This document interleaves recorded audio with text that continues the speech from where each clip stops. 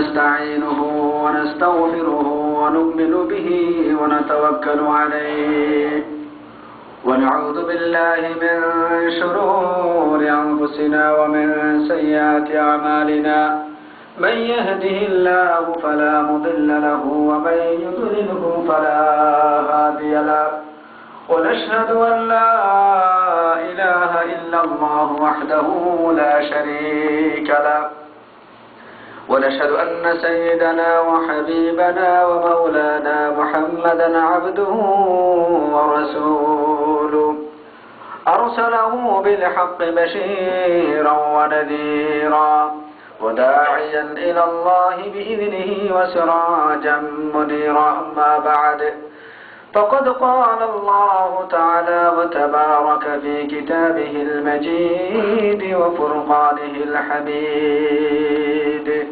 أعوذ بالله من الشيطان الرجيم بسم الله الرحمن الرحيم فمن كان يرجو لقاء ربه فليعمل عملا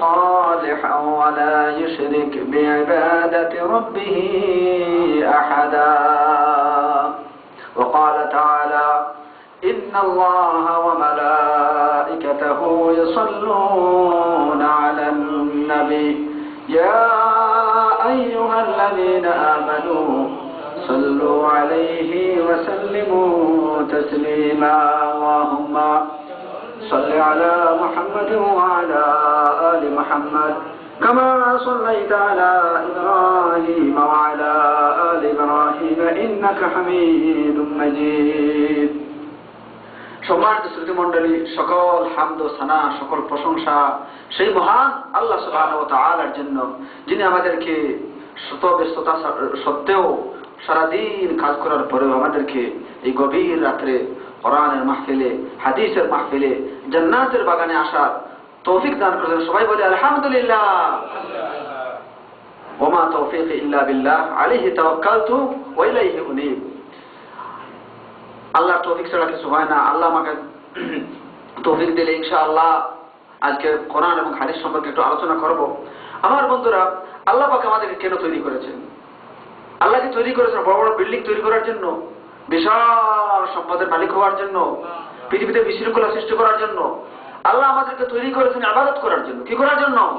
তার ইবাদত করার জন্য, আর মুহাম্মদ রাসূলুল্লাহ সাল্লাল্লাহু আলাইহি সাল্লামের সুন্নাত মোতাবেক চলার জন্য, তার কর্মপদ্ধতি, তার জীবনকে অনুসরণ করার জন্য। আর 3 নম্বর হচ্ছে আল্লাহ আমাদেরকে তৈরি করেছেন শয়তানের বিরোধিতা করার জন্য, তাগুতকে অস্বীকার করার জন্য, যত ধরনের হারাম কাজ আছে, কবিরা গুনাহ আছে, তার থেকে বিরত থাকার জন্য। সুতরাং যে ব্যক্তি সুন্দর করে আল্লাহর ইবাদত বন্দেগী করবে, মুহাম্মদ রাসূলুল্লাহ সাল্লাল্লাহু আলাইহি সাল্লামের সুন্নাত মোতাবেক চলতে পারবে, আর শয়তানের বিরোধিতা করতে পারবে, শয়তানের যত কাজ আছে সকল কিছু পরিত্যাগ করতে পারবে, আল্লাহ রাব্বুল আলামিন তাকে কি করবেন? জান্নাত দান করবেন। কি দান করবেন? আল্লাহর ওয়াদা জান্নাত দান করবেন। আল্লাহ কোরআনে কারীমে বলছেন, وسارعوا إلى مغفرة من ربكم وجنة عرضها كعرض السماء والأرض أعدت للذين آمنوا بالله ورسله ذلك فضل الله يؤتيه من يشاء والله ذو الفضل العظيم سارعوا إلى مغفرة من ربكم। আল্লাহ বলছেন আল্লাহর মাগফিরাতের দিকে, আল্লাহর ক্ষমার দিকে দৌড়ে দৌড়ে অগ্রসর হও। দুনিয়ায় যেরকম আমরা টাকা পয়সার জন্য দৌড়ি, এর চেয়ে বেশি দৌড়িতে হবে আল্লাহর মাগফিরাতের জন্য, ক্ষমা প্রার্থনার জন্য। মসজিদের দিকে, ওয়াজের দিকে, মাহফিলের দিকে দৌড়ে দৌড়ে অগ্রসর হব। আর কোথায় অগ্রসর হব? ওয়াজান্নাতিন আরদুহা কাআরদিস সামাই ওয়াল আরদ। আর ওই জান্নাতের দিকে অগ্রসর হও যে জান্নাতের প্রশস্ততা হচ্ছে আসমান জমিন ব্যাপী। সুবহানাল্লাহ। জান্নাতের যদি প্রশস্ততা হয় আসমান জমিন ব্যাপী, তার দৈর্ঘ্য কত? রাসূল সাল্লাল্লাহু আলাইহি সাল্লাম উহুদ যুদ্ধের দিন সাহাবায়ে কেরামকে সারি ধরাইয়া, কাফিরদের বিরুদ্ধে সারি ধরাইয়া এই আয়াত পড়ছিলেন, ওয়াসারিউ ইলা মাগফিরাতিন মির রাব্বিকুম। যখন এই আয়াত পড়ছিলেন সাহাবায়ে কেরাম সবাই জিহাদের জন্য রেডি হয়ে কাফিরদের বিরুদ্ধে কি কি করছেন? জিহাদ শুরু করে দিয়েছেন। তখন উমাইর বিন হামাম রাদিয়াল্লাহু তাআলা বলেন, ইয়া রাসূলুল্লাহ, সত্যি কি এই কাফিরদের বিরুদ্ধে লড়াই করলে কি জান্নাতে যাওয়া যাবে? রাসূলুল্লাহ বলেন, অবশ্যই। তখন উমাইর বিন হামাম রাদিয়াল্লাহু তাআলা আনহু তার মুখ থেকে খাজুর নিক্ষেপ করে বললেন, ইয়া রাসূলুল্লাহ, এখনই আমি জিহাদে শরীক হব। সাথে সাথে তিনি শহীদ হয়ে গেলেন। সুবহানাল্লাহ। জান্নাতের জন্য জীবন দিতেও আপনার রাজি থাকতে হবে। জান্নাতের জন্য মালিকের সব ত্যাগ করতে হবে। জান্নাতের জন্য আপনাকে কি করতে হবে? অন্ধকার রাত্রে নামাজ পড়তে হবে। জান্নাতের জন্য আপনার সকল প্রস্তুতি থাকতে হবে, তাহলে জান্নাতে যাওয়া যাবে। আর যারা আল্লাহর ইবাদত করবে না, রাসূলের সুন্নাত মোতাবেক চলবে না, শয়তানের ইবাদত করবে। শয়তানের ইবাদত মানে কি? হারাম কাজ করা, কবিরা গুনাহ করা, গান বাজনা শোনা, নামাজ ত্যাগ করা, মানুষকে নির্যাতন করা, মানুষকে গালাগালি করা, এইসব কি কাজ কি হারাম? শয়তানের কাজ এগুলা যারা করবে, আল্লাহ বলছেন আমি তাদেরকে কোথায় নিক্ষেপ করবো? জাহান্নামে নিক্ষেপ করবো। আল্লাহ কোরআনে কারীমে বলছেন, ومن لم يؤمن بالله ورسوله فإنا أعتدنا للكافرين سعيرا ومن لم يؤمن بالله ورسوله, যারা আল্লাহকে বিশ্বাস করবে না, রাসূলকে বিশ্বাস করবে না, আল্লাহকে বিশ্বাস করবে না। অনেকে বিশ্বাস করে, নাম মুসলমান, নাম আব্দুল্লাহ, নাম আব্দুর রহমান, কিন্তু নামাজ পড়ে না। নাম আব্দুল্লাহ, নাম আব্দুর রহমান, সারাদিন বই বইয়া গান দেখে। নাম আব্দুল্লাহ, নাম আব্দুর রহমান, সারাদিন মুসলমানের বিরোধিতা করে। আর রাসূলের বিরোধিতা মানে কি? রাসূলের সুন্নাত মোতাবেক চলে না, রাসূলের মতো লেবাস, পোশাক, আকীদা, বিশ্বাস, ইবাদত বندگی এগুলা করে না। আল্লাহ বলছেন, ফাইন্না আ'তাদনা লিল জাহান্নামের লিল কাফিরিনা সাঈরা, আমি তাদেরকে কি করব? আমি তাদের জন্য জাহান্নাম রেডি করে রেখেছি। এরা যাবে কোথায়? জাহান্নামে। তো আমার বন্ধুরা, জীবনের সবচেয়ে বড় কাজ যেটা, এটা হচ্ছে আমরা কবরে যাতে জান্নাতে যেতে পারি। সুবহানাল্লাহ। দুনিয়াতে আপনি কয়দিন থাকবেন? রাসূলুল্লাহ বলছেন, আমার উম্মতি মা বাইনা 60 ওয়া 70। রাসূলুল্লাহ বলছেন, বুখারী শরীফের হাদিস, যে আমার উম্মতের বয়স হচ্ছে 60 থেকে 70 বছরের ভিতরে। এরপরে তো অবশ্যই সে মারা যাবে। কয়দিন সে বাঁচবে? এর আগেও তো অনেকে মারা যাবে। কেউ একদিন আছে, কেউ 2 বছর বাঁচবে, মরতেই তো হবে। আর মরার পরে কবরে একদিন, 2 দিন, 1 মাস, কোটি কোটি বছর সেই জাহান্নামে। সুবহানাল্লাহ। যদি সেই কবরে যাওয়ার পর জান্নাতে না যেতে পারি, তাহলে জিন্দেগিটা বেকার হয়ে যাবে, জীবনটা বেকার হয়ে যাবে। তোমার সম্পদ, তোমার চাকরি, তোমার জীবন, তোমার লেখাপড়া সব বেকার হয়ে যাবে। এজন্য আমরা যেন কবরে জান্নাতে যেতে পারি, বলেন আমিন। আমার বন্ধুরা, মানুষ যখন অন্যায় করে, নামাজ ত্যাগ করে, গান বাজনা দেখে, মানুষকে নির্যাতন করে, তখন কবরে যাওয়ার পর আলাতুল জাহান্নামে নিক্ষেপ হবে। আর কবরে যখন আযাব দেখবে, কবরের কঠিন আযাব, তখন কি বলবে? রব্বির জিউন লাআল্লি আমালু সালিহান ফীমা তারাকতু কাল্লা ইন্নাহা কালিমাতুন হুয়া কাইলুহা ওয়া মিন ওয়ারাইহিম বারযাখুন ইলা ইয়াউমি ইউবআসুন। রব্বির জিউন, আল্লাহ তুমি আবার ফিরিয়ে দাও। আল্লাহ কবরে যখন আযাব দেখবে, বলবে আল্লাহ তুমি আবার ফিরিয়ে দাও। আল্লাহ এবার যদি ফিরে দেও আল্লাহ, লাআল্লি আমালু সালিহা, আল্লাহ বলবেন আমি এবার ভালো কাজ করবো আল্লাহ, আর দুনিয়াতে তোমার নাফরমানি করবো না আল্লাহ। আল্লাহ কি বলবেন? কাল্লা, সব মিথ্যা কথা, ইন্নাহা কালিমাতুন হুয়া কাইলুহা, এগুলো তার মুখ দিয়ে বলতেছে, অন্তর ঠিক নাই। কারণ তাকে আমি 60 বছর জিন্দেগি দিয়েছিলাম, তাকে আমি দীর্ঘ হায়াত দান করছিলাম, সে কোরআন হাদিসের দিকে তাকায়ও দেখে নাই, শুধু নিজের পেট ভরেছে। এজন্য তাকে আলাতুল জাহান্নামে নিক্ষেপ করো। আর আল্লাহ বলছেন, ওয়া মিন ওয়ারাইহিম বারযাখুন ইলা ইয়াউমি ইউবআসুন, কিয়ামত পর্যন্ত কবরের জিন্দেগিতে সে আগুনে জ্বলতেই থাকবে, জ্বলতেই থাকবে। সুবহানাল্লাহ, সুবহানাল্লাহ। কবরের আগুন দুনিয়ার আগুনের চেয়ে 70 গুণ বেশি পাওয়ার। সেই অন্ধকার কবরে কোনো মানুষ থাকবে না, কোনো সাহায্যকারী থাকবে না, আল্লাহ ছাড়া বড় বড় ফেরেশতারা তোমাকে শাস্তি দিতে থাকবে। সুবহানাল্লাহ। এই জন্য আমরা সবসময় দোয়া করবো, আল্লাহ যেন আমাদের কবরের আযাবকে মাফ করেন, বলেন আমিন। আমার বন্ধুরা, আমরা যাব কোথায়? আমরা যাব কোথায়? জান্নাতে যাব। আমরা যাব কোথায়? আমাদের উদ্দেশ্য জান্নাত। এই পৃথিবীতে আমরা থাকবো না, আমাদের বাড়িঘর কবর, আমাদের বাড়িঘর হাসর, আমরা যাব জান্নাতে। সেই জান্নাত পেতে হলে আমাকে কি করতে হবে? আমল করতে হবে। আমল ছাড়া জান্নাত মিলে না। আমল ছাড়া কি হয় না? কত মানুষে কত ওয়াজ জানে, তারা ওয়াজ শুরু করে দেন, কোরআন হাদিস দিয়ে 1 ঘন্টা ওয়াজ করতে পারবে, কিন্তু আমল নাই। এই ওয়াজে কাজে আসবে? আমল ছাড়া তোমার লেখাপড়া, তোমার ডিগ্রি, তোমার চাকরি, তোমার ব্যবসা বাণিজ্য সব বেকার। আমল সে জিন্দগি বনতি হয় জান্নাত भी या জাহান্নাম भी। আমলের মাধ্যমে তোমার কি হয়, জান্নাত অথবা জাহান্নাম মিলবে। এজন্য আমরা বেশি বেশি করে আমল করব। আমার বন্ধুরা, আল্লাহ কোরআনে বলছেন যে যারা আমল করবে তারা জান্নাতে যাবে। যারা কোথায়? জান্নাতে যাবে। আল্লাহ কোরআনে কারিমে বলছেন ইন্নাল্লাযীনা আমানু ওয়া আমিলুস সালিহাতি কানাত লাহুম জান্নাতুল ফিরদাউসি নুজুলা খালিদিন ফিহা লা ইয়াবগুনা আনহা হিওয়ালা। ইন্নাল্লাযীনা আমানু ওয়া আমিলুস সালিহাত, যারা ঈমান এনেছে, ওয়া আমিলুস সালিহাত, ঈমান আনার পরে নেক আমল করেছে। নেক আমল মানে কি? মুহাম্মদ রাসূলুল্লাহ সাল্লাল্লাহু আলাইহি সাল্লাম যে সমস্ত আমলের কথা বলছেন এই সমস্ত আমল করেছে। তারা আমল করলে কি হবে? রেজাল্ট কি? কানাত লাহুম জান্নাতুল ফিরদাউসি নুজুলা। মৃত্যুর পরে আমি আল্লাহ জান্নাতুল ফিরদাউস থেকে দান করব। সুবহানাল্লাহ, সুবহানাল্লাহ। রাসূলুল্লাহ বলেন যখন তোমরা জান্নাত কামনা করো, জান্নাত তলব করো, জান্নাতুল ফিরদাউস কামনা করো। কারণ জান্নাতুল ফিরদাউস হচ্ছে 8টা বেহেশতের সবচেয়ে উত্তম বেহেশত হচ্ছে জান্নাতুল ফিরদাউস। বলেন সুবহানাল্লাহ। এজন্য আমার বন্ধুরা সবসময় আমরা জান্নাতুল ফিরদাউস তলব করব। রাসূল সাল্লাল্লাহু আলাইহি সাল্লাম বলেছেন যে ব্যক্তি ডেইলি 3 বার করে জান্নাত কামনা করবে, আল্লাহ তাকে জান্নাত দান করবেন। সুবহানাল্লাহ, সহিহ হাদিস। তাহলে আমরা জান্নাত কোনটা তলব করব? জান্নাতুল ফিরদাউস তলব করব। ফাইন্নাহু আ'লাল জান্নাহ। তো আমার বন্ধুরা, আমল ছাড়া কিছু হয় না। রাসূল সাল্লাল্লাহু আলাইহি সাল্লামের উপর যখন আল্লাহ আয়াত নাযিল করলেন, ওয়া আনজির আশিরাতাকাল আকরাবিন, হে নবী তোমার আত্মীয়স্বজনকে আগে নামাজের দাওয়াত দাও। এই জন্য সকলের দায়িত্ব কি? আগে নিজের পরিবারকে, সমাজকে আগে নামাজের দাওয়াত দেওয়া, ঠিক না? আল্লাহ রাসূলকে আল্লাহ বলেন ওয়া আনজির আশিরাতাকাল আকরাবিন, হে নবী তোমার আত্মীয়স্বজন যারা আছে তাদেরকে আগে দিনের দাওয়াত দাও। রাসূল সাল্লাল্লাহু আলাইহি সাল্লাম তার সকল কুরাইশ বংশকে দাওয়াত দিয়ে বলেন, ইয়া আব্দ মানাফ, হে আব্দ মানাফ, ইশতারু লি আনফুসিকুম, তোমরা জান্নাত ক্রয় করো, অর্থাৎ আমলের মাধ্যমে জান্নাত ক্রয় করো। ফাইন্নী লা উগনি আনকুম মিনাল্লাহি শাইআ, হে কুরাইশ বংশ, কিয়ামতের দিন আমি তোমাদের কোনো সুপারিশ করতে পারবো না। সুবহানাল্লাহ। তার নিজ বংশকে বলছে না, হে কুরাইশ বংশ তোমরা আমল করো, আমি কিয়ামতের দিন তোমরা আমল না করলে তোমাদের কোনো সুপারিশ করতে পারবো না। তারা কলিজার টুকরা মেয়ে ফাতিমাকে বলছেন, ইয়া ফাতিমা, হে আমার মেয়ে ফাতিমা,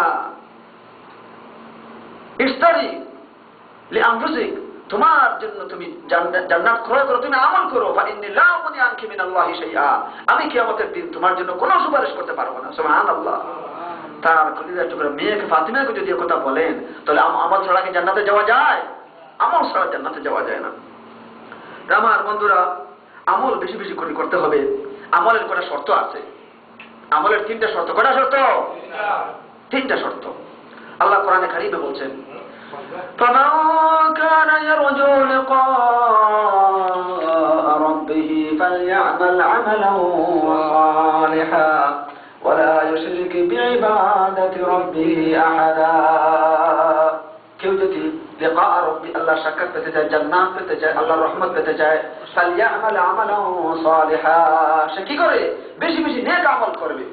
ওয়ালা ইশরিক বিইবাদাতি রাব্বিহি আহাদা, আর নেক আমল করতে আল্লাহর সাথে কাউকে শরীক করবে না। আমল হবে কার জন্য? একমাত্র আল্লাহর জন্য।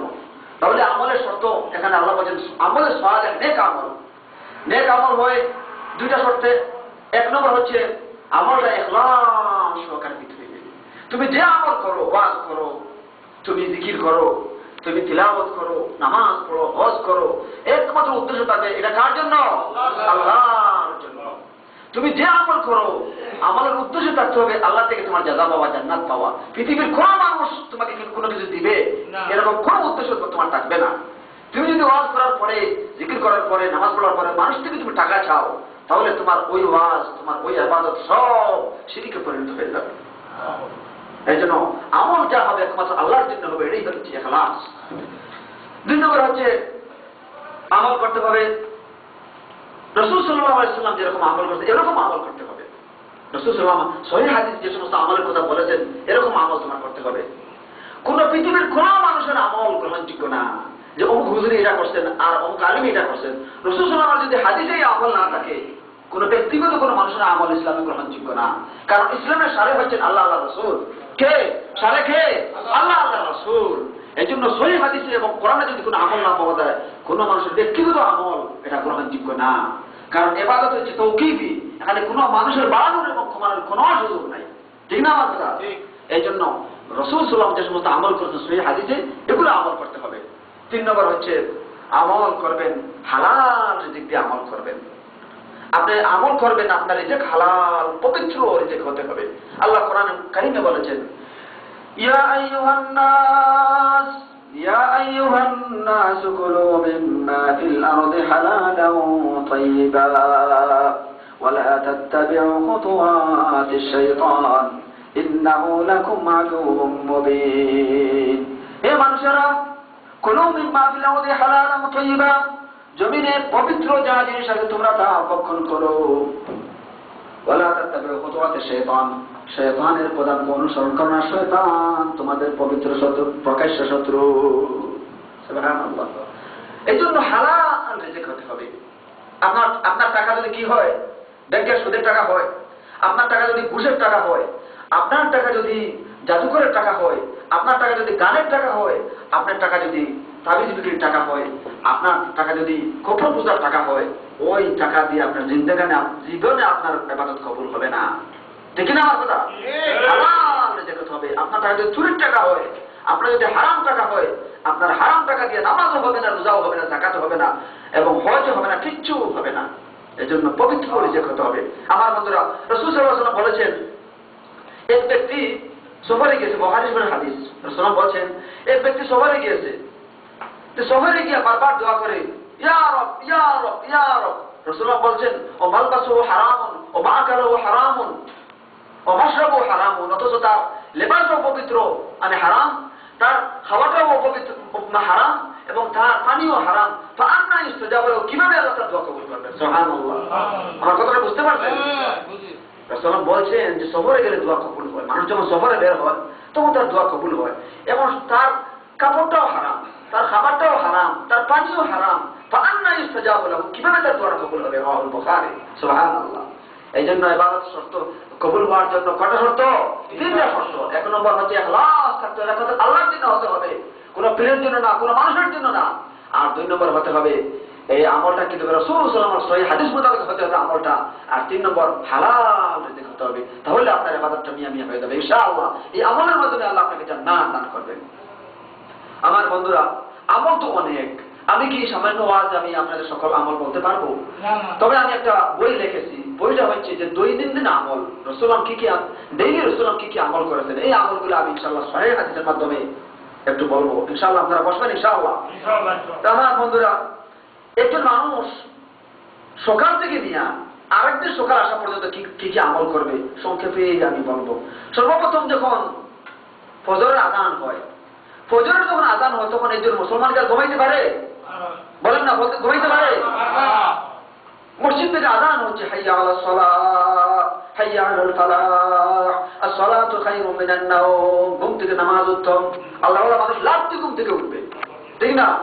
তখন ঘুম থেকে উঠে সর্বপ্রথম দোয়া পড়বে, এটা প্রথম আমল। কত নম্বর আমল? 1 নম্বর আমল হচ্ছে সর্বপ্রথম দোয়া পড়বে ঘুম থেকে উঠেই, আলহামদুলিল্লাহিল্লাযী আহইয়ানা বা'দামা আমাতানা ওয়া ইলাইহিন নুশুর। কি দোয়া পড়বে?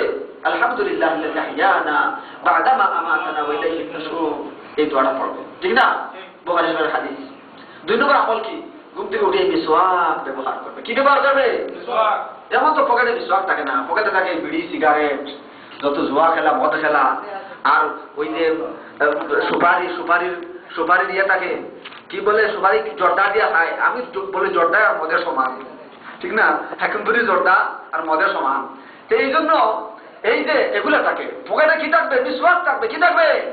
মিসওয়াক থাকবে। রাসূল সাল্লাল্লাহু আলাইহি ওয়াসাল্লাম সাকরাতুল মউতের সময় রাসূল সাল্লাল্লাহু আলাইহি ওয়াসাল্লাম আবু বকর সিদ্দিক রাদিয়াল্লাহু তাআলা আনহুর ছেলে আব্দুর রহমানের কাছ থেকে মিসওয়াকটা আনিয়ে ব্যবহার করে দুনিয়া থেকে বিদায় নিয়ে গেলেন। সুবহানাল্লাহ। রাসূলুল্লাহ বলছেন, লাউলা আন আশুক্কা আলা উম্মতি লা'আমারতুহুম বিসওয়াক ইনদা কুল্লি সালাতিন ইনদা কুল্লি ওযুইন। ফি রিওয়ায়াত রাসূল বলছেন, আমার উম্মতে যদি কষ্ট না হইতো আমি প্রত্যেক ওযুর সময় মিসওয়াক ব্যবহার করাকে ফরজ করে দিতাম। সুবহানাল্লাহ। এজন্য ঘুম থেকে উঠে রাসূলুল্লাহ কি করতেন? বুখারীর হাদিস, রাসূল সাল্লাল্লাহু আলাইহি ওয়াসাল্লাম মিসওয়াক ব্যবহার করতেন। এবার বাথরুমে যেতে হবে, ঠিক না? বাথরুমে যাওয়ার পর সর্বপ্রথম আমল হচ্ছে বাথরুমে ঢোকার সময় আপনি দোয়া পড়বেন। কি দোয়া পড়বেন? আল্লাহুম্মা ইন্নী আউযু বিকা মিনাল খুবুসি ওয়াল খাবাইস, এই দোয়াটা পড়ে আপনি বাথরুমে ঢুকলেন। আর বাথরুম থেকে বের হওয়ার সময় গফরান, কি দোয়া করতে হবে? গফরান। তবে একটা জিনিস আপনারা খেয়াল রাখবেন, আমাদের দেশে কিছু এলাকায় আছে, আমাদের সিলেটে আছে, যে বাথরুমে ঢুকার পর আপনি সেখানে পেশাব পায়খানা যতটুকু সম্ভব পরিষ্কার পরিচ্ছন্ন হয়ে বাথরুম থেকে বের হইবেন।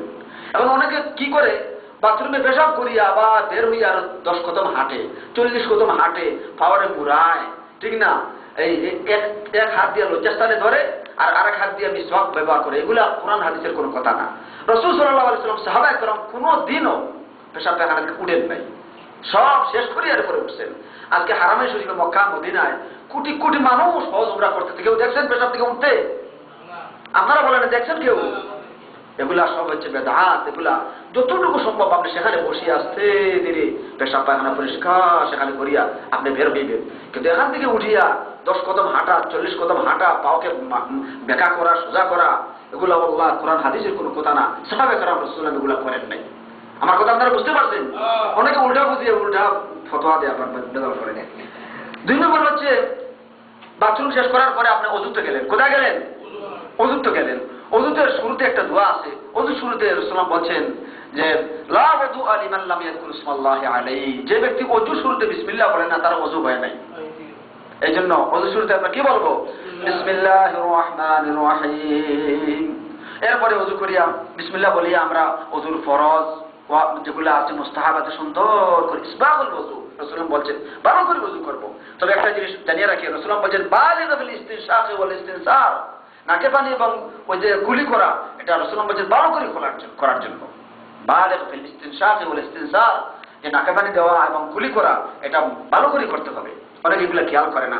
ঘন দাড়ি থাকলে কি করবেন? আপনি হেলাল করবেন। আর পাতলা দাড়ি থাকলে অথবা দাড়ি না থাকলে এটা দৌত করবেন, পানি দিয়ে ভালো করে দৌত করবেন, দুধ দিয়ে। এরপরে আপনি কি করবেন? মাথা মুসা করবেন।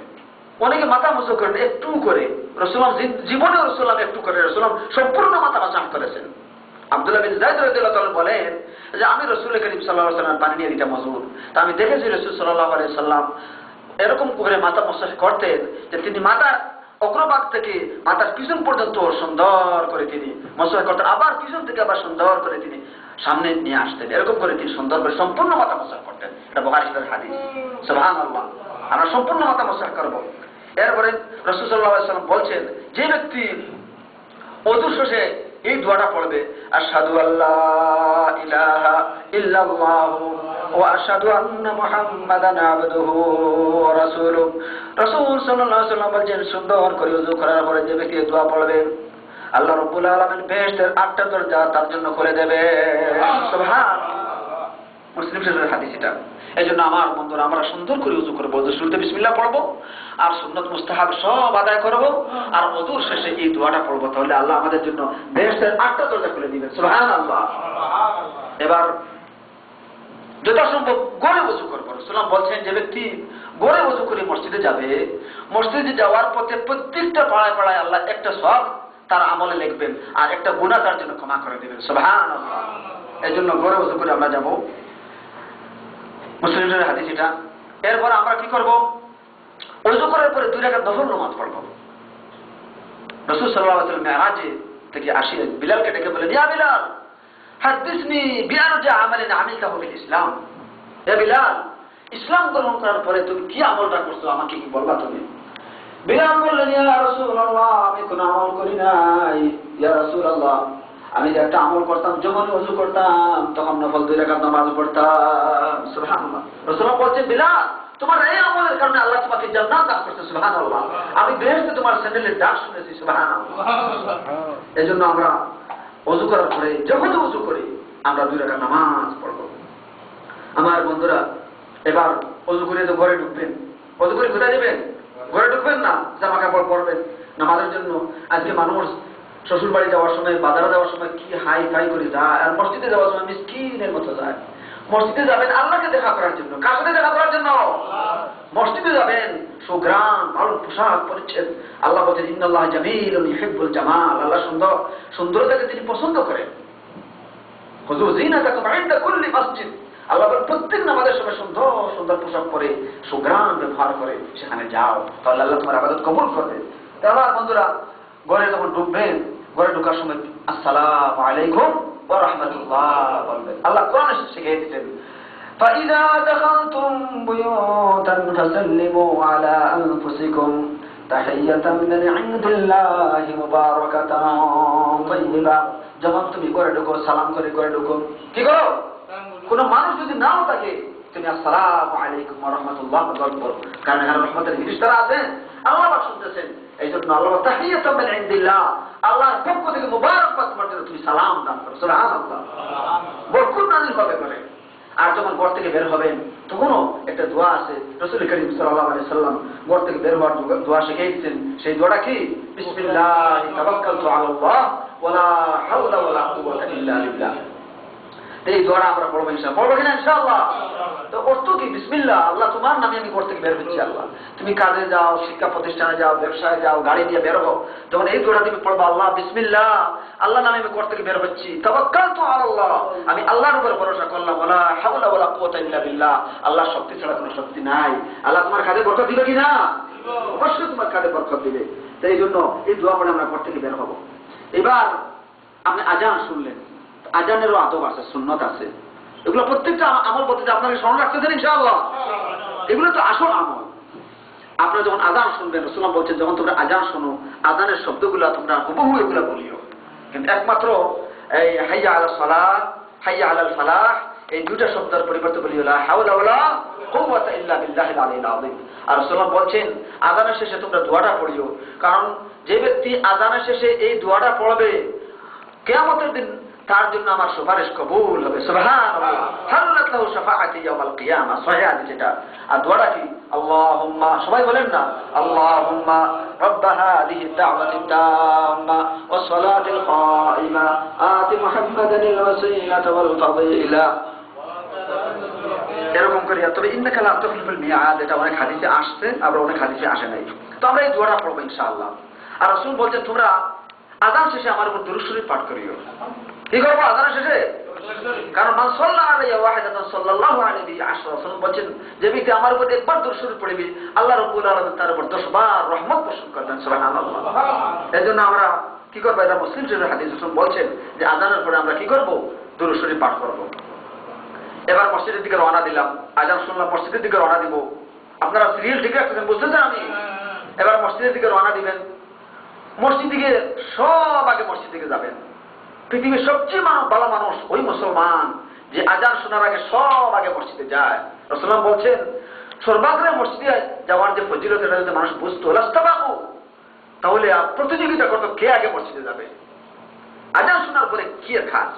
আজান শোনার পরে কোনো কাজ করা হারাম, একমাত্র যদি কোনো শরীর উজ্জ্বল থাকে, কোনো অসুস্থ মানুষ থাকে, অথবা কোনো বিভিন্ন বিপদাপদ থাকে।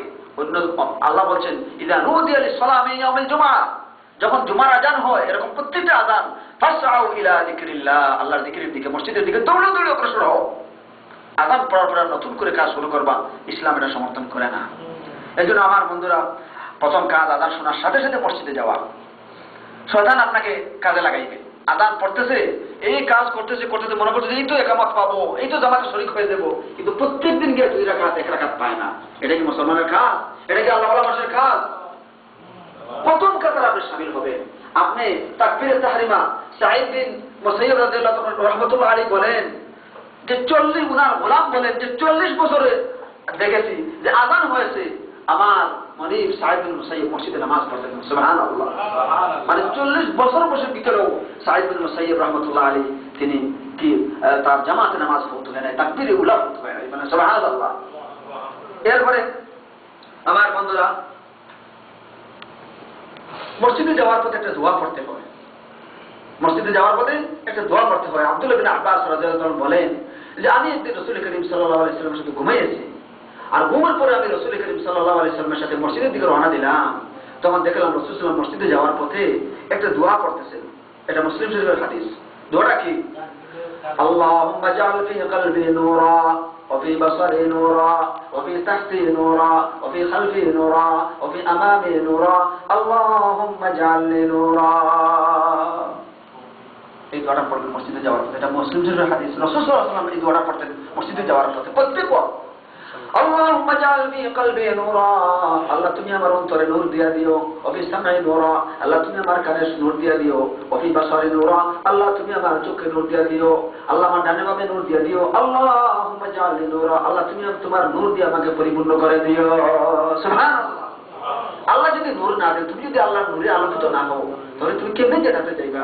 আল্লাহ বলছেন ওমান লাম ইয়াজআলিল্লাহু লাহু নূর ফামা লাহু মিন নূর, আল্লাহ যাকে নূর দেয় নাই তার কোনো নূর নাই। এই জন্য প্লিজ কথা বলেন না। হ্যাঁ, এই জন্য সাবধান, আমরা রাসূলের সুন্নাত মোতাবেক চলবো। মসজিদে যাওয়ার পরে এই দোয়া পড়বো। যখন আকামত হয়ে যাবে মসজিদে যাওয়ার পথে, তখন দৌড়াদৌড়ি করবেন, রাসূল নিষেধ করছেন। রাসূল বলছেন যে মসজিদে যাওয়ার পথে অনেকে দেখিয়েন আকামত হয়ে গেছে, এখন প্রথম রাকাত পাওয়ার জন্য এক দৌড় দিছে আর মসজিদে গিয়ে এক রাকাত পাইছে, এগুলো রাসূল নিষেধ করেছেন। রাসূল বলছেন ইযা সামি'তুমুল ইকামা ফামশু ইলাস সালাতি ওয়া আলাইকুম বিস-সাকিনা ওয়াল ওয়াকার। ইযা সামি'তুমুল ইকামা, যখন তোমরা ইকামত শোনো, ফামশু ইলাস সালাত, নামাজে এমন অবস্থায় তোমরা অগ্রসর হও, ওয়া আলাইকুম বিস-সাকিনা ওয়াল ওয়াকার, এমন অবস্থায় তোমরা মসজিদে যাও, নিচের দিকে তাকাই তাকাই চক্ষু অবনত করে যাও, আর সাকিনা ওয়াল ওয়াকার, আর ধীর স্থিরভাবে মসজিদে যাও। দৌড়াদৌড়ির কোনো কারণ নাই।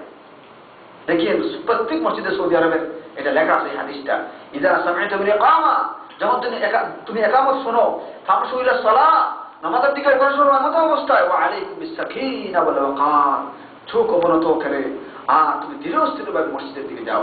কারণ যদি তুমি তাড়াহুড়ো করে মসজিদের দিকে যাও, কেমনে তুমি নামাজ পড়বা? নামাজ তো ধীর স্থিরভাবে শান্তি মনে পড়তে পারে। বখাশুরের হাদিস। আমার বন্ধুরা, এবার মসজিদে ঢুকবো। মসজিদে ঢুকার আদব আছে, মসজিদে ইচ্ছা মতো ঢুকা যায়, এটা আল্লাহর বেটা কার ঘর? ওয়া আন্নাল মাসাজিদা লিল্লাহ ফালা তাদউ মা আল্লাহি আহাদা, মসজিদ হচ্ছে আল্লাহর ঘর। সর্বপ্রথম মসজিদে ঢোকার সময় দোয়া পড়তে হয়। কি করতে হয়? দোয়া পড়তে হয়। দোয়াটা কি? বিসমিল্লাহ ওয়াস সালাতু ওয়াস সালামু আলা রাসূলিল্লাহ আল্লাহুম্মা আফতাহ লি আবওয়াব রাহমাতিক। আর মসজিদ থেকে বের হয়ে একটা দোয়া পড়তে হয়। কি দোয়া? আল্লাহুম্মা ইন্নী আসআলুকা মিন ফাদলিক, আল্লাহুম্মা ইন্নী আসআলুকা মিন ফাদলিক, এই দোয়াটা পড়তে হয়। মসজিদে ঢোকার পরে কোথায় বসবেন? আর ওই যেগুলো আপনার কথা বলেন তো প্লিজ। হ্যাঁ, মসজিদে ঢুকে কোন জায়গায় বসবেন? সামনের কাতারে। রাসূল বলছেন মানুষ যদি সামনের কাতারে বসার সওয়াব বুঝতো, তাহলে প্রত্যেক দিন তারা জামাতে নামাজ হওয়ার আগেই তারা লড়াই করতো, কে সামনের কাতারে বসবে। এই জন্য আমরা কোথায় বসবো? সামনের কাতারে। সব আগে মসজিদে বসবো। এরপরে আমরা কি করব? সুতরা ব্যবহার করব। মসজিদে অনেকে সুন্নাত পড়ে, ওই পিছনে সুন্নাত পড়ে, তখন মানুষ সামনের দিকে কেমনে যাইবে? এই জন্য রাসূল সাল্লাল্লাহু আলাইহি ওয়াসাল্লাম সবসময় সাথে একটা লাঠি রাখতেন। রাসূল যখন নামাজ পড়তেন তো লাঠিটা সামনে রাখতেন। তো লাঠি সামনে রাখলে লাঠির পিছন দিয়ে কেউ গেলে আর কোনো গুনাহ হবে না। এই জন্য আপনার সাথে লাঠি থাকবে, অথবা একটা ঘাট থাকবে, অথবা একটা যে কোনো, অথবা একটা আগুনের পিছনে নামাজ পড়বেন, ফিলারের পিছনে, অথবা একটা ওয়ালের পিছনে নামাজ পড়বেন, তাও এটা সুন্নাত। আর সুতরা, নামাজের সুতরা ব্যবহার করা, লাঠি ব্যবহার করা, হাত ব্যবহার করা, লাকড়ি ব্যবহার করা, আমুদের পিছনে নামাজ পড়া, ওয়ালের পিছনে নামাজ পড়া, এটা সুন্নাত। অথবা আপনি কেমনে মানুষ আপনার দিকে যাবে, আপনার সামনের দিকে যাবে? রাসূল বলছেন কি জব থাকে না খালি জায়গা। রাসূল বলছেন সুতরার পিছনে নামাজ পড়া সুন্নাত। আমরা ব্যবহার করবো ইনশাআল্লাহ। যেখানে সেখানে আমরা দাঁড়াবো না। নামাজ পড়বো জামাতের সাথে। নামাজ পড়বো কিভাবে? জামাতের সাথে। জামাতে নামাজ পড়া ওয়াজিব। জামাতে নামাজ পড়া কি?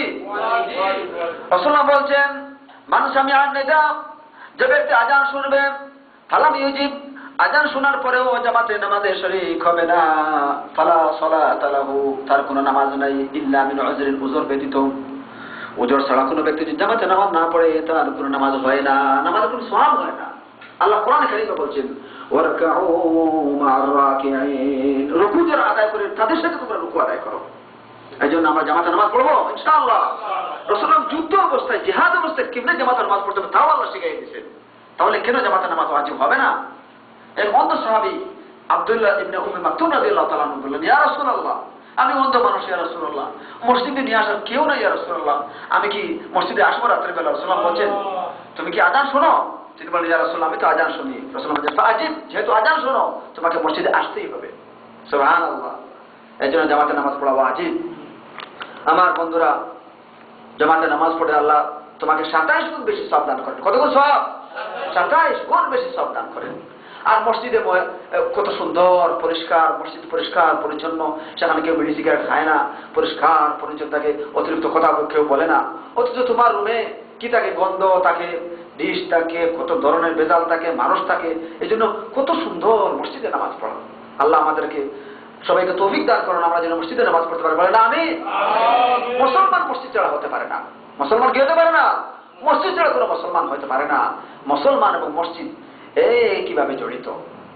আমার বন্ধুরা, রাসূলুল্লাহ বলছেন 2 জন থাকলেও জামাতে নামাজ পড়বেন। আমাদের সমাজে দেখিয়ে জামাত শেষ হওয়ার পরে কত মানুষ একা একা নামাজ পড়ে চলে যাচ্ছে। রাসূলুল্লাহ বলছেন আল ইসনান ওয়া মা ফাওকাহা জামাআতুন, 2 জন এবং তার বেশি হইলেই কি জামাত, জামাতে নামাজ পড়তে হবে, ঠিক না? রাসূলুল্লাহ বলছেন মালিক বিন আল হুয়াইরিস রাদিয়াল্লাহু আনহু বলছেন যে তোমরা 2 জনে মিলে জামাতে নামাজ পড়িও, ঠিক না?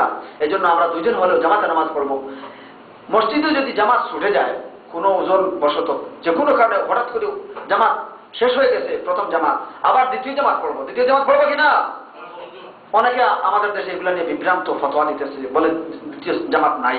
সুবহানাল্লাহ, সহিহ হাদিস, রাসূল সাল্লাল্লাহু আলাইহি ওয়াসাল্লাম একদিন মসজিদে জামাতে নামাজ পড়িয়েছেন। একজন সাহাবী জামাতে নামাজ পান নাই।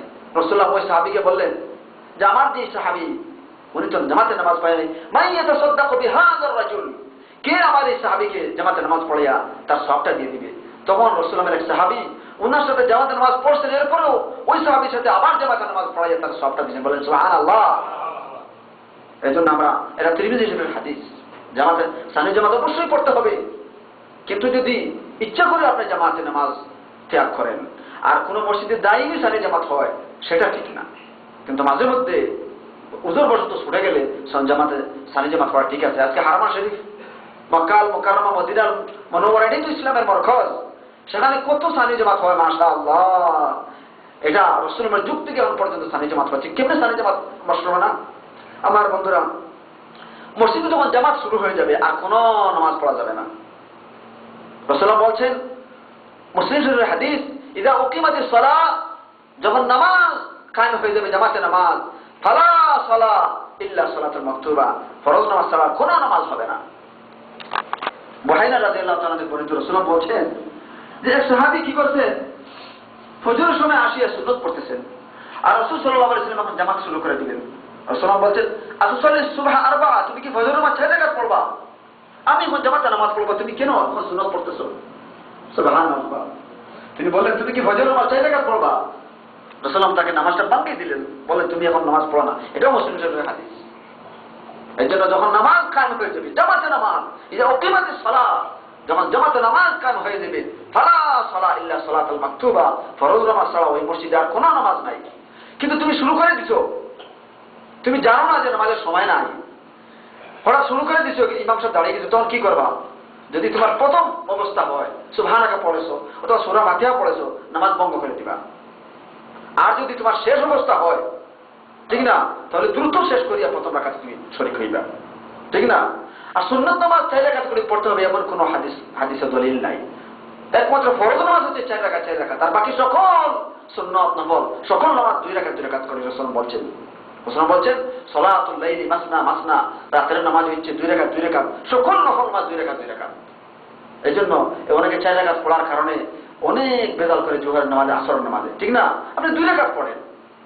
আপনি দেখেছেন রাসূল বলছেন ইদা দাখালা আহাদুকুম বিল মসজিদ, তোমাদের কেউ যখন মসজিদে ঢুকে, ফালা ইয়াজলিসান্না হাত্তা ইসাল্লি রাকাতাইন, 2 রাকাত নামাজ না পড়ে সে মসজিদে বসবে না।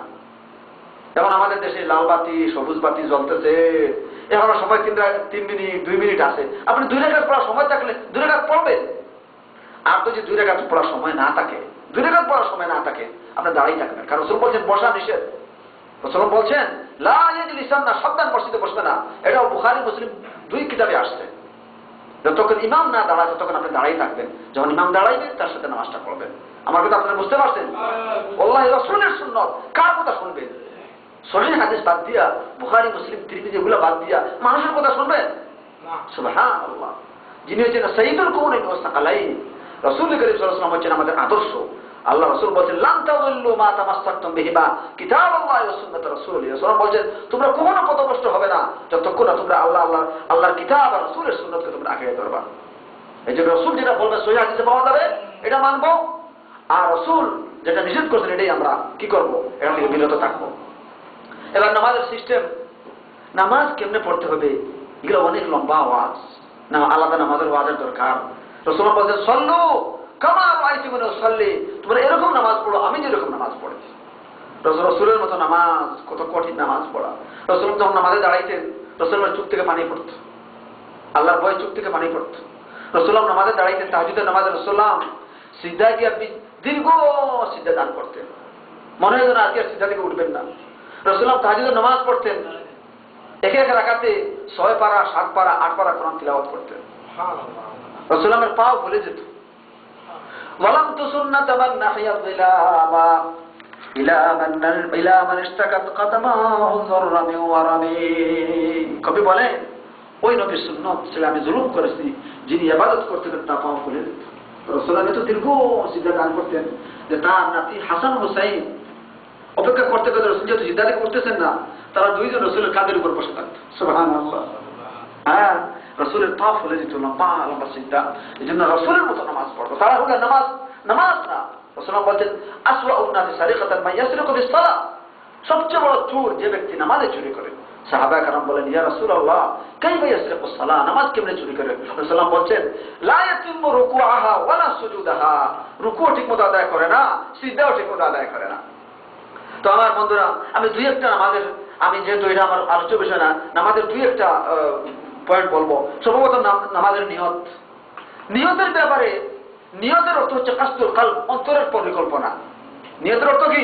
কাসদুল কলব, অন্তরের পরিকল্পনা। আমি যখন ওযু করেছি তখনই আমার মনে হয়েছে আমি কি নামাজ পড়বো। এই জন্য আলাদা মুখে নামাজ নিয়ত বলতে হয় না। আরবি বাক্যে নামাইতুল মুসাল্লি তাআলা আরবা রাকাত যুহরি, রাসূল আরবি ছিলেন, আরব দেশের লোক ছিলেন, তিনিও কোনোদিন জীবনে এই লফজগুলো ব্যবহার করেন নাই। কোরআন হাদিসে সাহাবা کرام কোথাও এই লফজগুলো বলেন নাই নামাইতুল মুসাল্লি তাআলা আরবা রাকাত যুহরি। বরং রাসূল করিম সাল্লাল্লাহু আলাইহি ওয়াসাল্লাম সাহাবা کرام নিয়ত করেছেন মন দিয়া, অন্তরে পরিকল্পনা, এটাই যথেষ্ট। এক ব্যক্তি হারাম শরীফে নামাজে দাঁড়াইছে আর এরকম আরবিতে বলতেছে নামাইতুল মুসাল্লি তাআলা আরবা রাকাত যুহরি, এগুলো বলতেছে। তো আরেকজন বলতেছে হে আনতা তারাকতা তারিখ, তুমি তো তারিখ বলো নাই, সোমবার কিভাবে নামাজ পড়তে এটাও তো বলতে হবে, কোন বছরে এগুলো বলতে হবে, এগুলো বলো তুমি, বুঝলেন? তারিখ ঠিক করিয়া মাসের নাম বার কি বার এগুলো ঠিক করিয়া বলে নামাজ হবে না তোমার, বুঝছেন আমার কথা? এগুলা ঠিক না, এগুলো আপনি বেহুদা কথা। কসদুল কলব, যে কোনো ইবাদত আপনি করেন মনের নিয়ত যথেষ্ট, ঠিক না? অনেকে কি করে কোরআনে খতম দিয়া আল্লাহর কাছে বলে আল্লাহ আমি এই খতম কোরআন দিলাম আমার মায়ের উপর বসাইয়া দিও, এগুলো বলতে হয় না। আল্লাহ তোমার অন্তরের খবর জানে। ইন্নাল্লাহা আলিমুন বিযাতিস সুদূর, তোমার অন্তরে কি আছে। হাজার হাজার মানে এই সমুদ্রের হাজার হাজার ফুট পানির নিচে মাছের পেটের ভিতরে ইউনূস আলাইহিস সালাম ছিলেন, সেখান থেকে আল্লাহ তার ডাক শুনছেন কিনা? তাই আল্লাহ কেন শুনবেন না? এই জন্য নিয়ত মুখে করতে হয়, অন্তরে করতে হয়, মুখের দরকার নেই। আমার বন্ধুরা 2 নম্বর হচ্ছে গিয়া আমরা হাত বাঁধবো। হাতের কবজির উপর অথবা হাতের তালুর উপরে আমরা হাত বাঁধবো, অনেকে এমনি রাখি দেব, ঠিক না? এই জন্য হাত সুন্দর করে কবজির উপরে অথবা হাতের এই তালুর উপরে হাতটা সুন্দর করে রাখবো। হাত কোথায় বাঁধতে হবে এগুলো নিয়ে অনেক সমস্যা।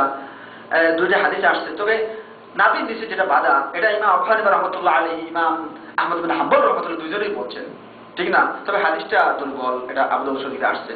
আর বুকে যেটা বাঁধা, বুকে বাঁধার হাদিস আসছে সুহাইব বিন খুযাইমা, এই দেশের আলিম উলামা বলছেন আপনার ইচ্ছা হাত বাঁধবেন, হাত না বাঁধলেও নামাজ হয়, এগুলো নিয়ে বাড়াবাড়ির কোনো দরকার নেই। হাত না বাঁধলেও নামাজ হয়, হাত বাঁধা সুন্নাত। দেখেন না হরম শরীফে আফ্রিকা মহাদেশ থেকে যারা আসে তারা হাত তো বাঁধেই না, বাহারের থেকে যারা আসে হাত বাঁধে না। এগুলো নিয়ে ঝগড়া করবেন না, তবে হাত বাঁধা সুন্নাত, বুকের উপর হাত বাঁধা সহিহ, নাভির নিচেও হাদিস আছে, তবে হাদিসটা দুর্বল। আমার কথা বুঝতে পারছেন? আমার বন্ধুরা নামাজে আপনি সিদ্ধার দিকে তাকাইবেন। অনেকে নামাজে কি করে সব মানুষের দিকে তাকায়, হুজুরে কে নামাজ পড়াইতেছে, ঠিক না? অনেকে নামাজে কাশি দেয়, ঠিক না? একটু দেরি করলে আল্লাহুম্মা সাল্লি আলা মুহাম্মদ বারিক আলা মুহাম্মদ এগুলা পড়তে, অথবা কিরাত লম্বা করলে হ্যাঁ বলে বড় করে বলে দেবে, এগুলো নামাজ নষ্ট হয়ে যাবে এগুলা করলে। নামাজে দাঁড়াইবেন নিরিবিলি। আয়েশা সিদ্দিকা রাদিয়াল্লাহু তাআলা বলছেন যে রাসূল সাল্লাল্লাহু আলাইহি ওয়াসাল্লাম যখন নামাজে দাঁড়াইতেন তখন একমাত্র সিজদার দিকে তিনি তাকাইতেন, আর কোনো দিকে তিনি তাকাইতেন না, ঠিক না? এজন্য আমরা সিজদার দিকে তাকাইব। আমার বন্ধুরা, আমরা রুকু করব, রুকুতে যাইয়া আপনি এরকম সোজা পিঠ করবেন, উপরেও যাবে না নিচেও যাবে না। আর রুকুতে যাই আস্তে ধীরে দোয়া বলে পড়বেন, সুবহান রাব্বিল আযীম, সুবহান রাব্বিল আযীম, 3 বার করতে হবে, ঠিক না? একবার বললে হয়, 3 বার বলা সুন্নাত, আরো বেশি পড়বেন। রাসূলুল্লাহ সিজদায় গিয়ে অনেক বেশি বেশি দোয়া করতেন। তার থেকে একটা দোয়া হচ্ছে কি, সুবহান কুদ্দুসুন রব্বুনা ওয়া রব্বুল মালায়েকাতি ওয়ার রূহ। রুকু থেকে উঠিয়ে আপনি, অনেকে রুকু থেকে উঠিয়ে সোজা হয়ে দাঁড়ায় না, সাথে চলে যায়। এগুলো তো নামাজে চুরি করে, এগুলোই তো নামাজ চুর। রুকু থেকে দাঁড়াইয়ে যতক্ষণ আপনি রুকুতে ছিলেন ততক্ষণ আপনি দাঁড়িয়ে থাকবেন, আর দাঁড়িয়ে দোয়া করবেন রব্বানা, সবাই বলেন না, রব্বানা ওয়া লাকাল হামদ হামদান কাসীরান তাইয়িবান মুবারাকান ফীহি।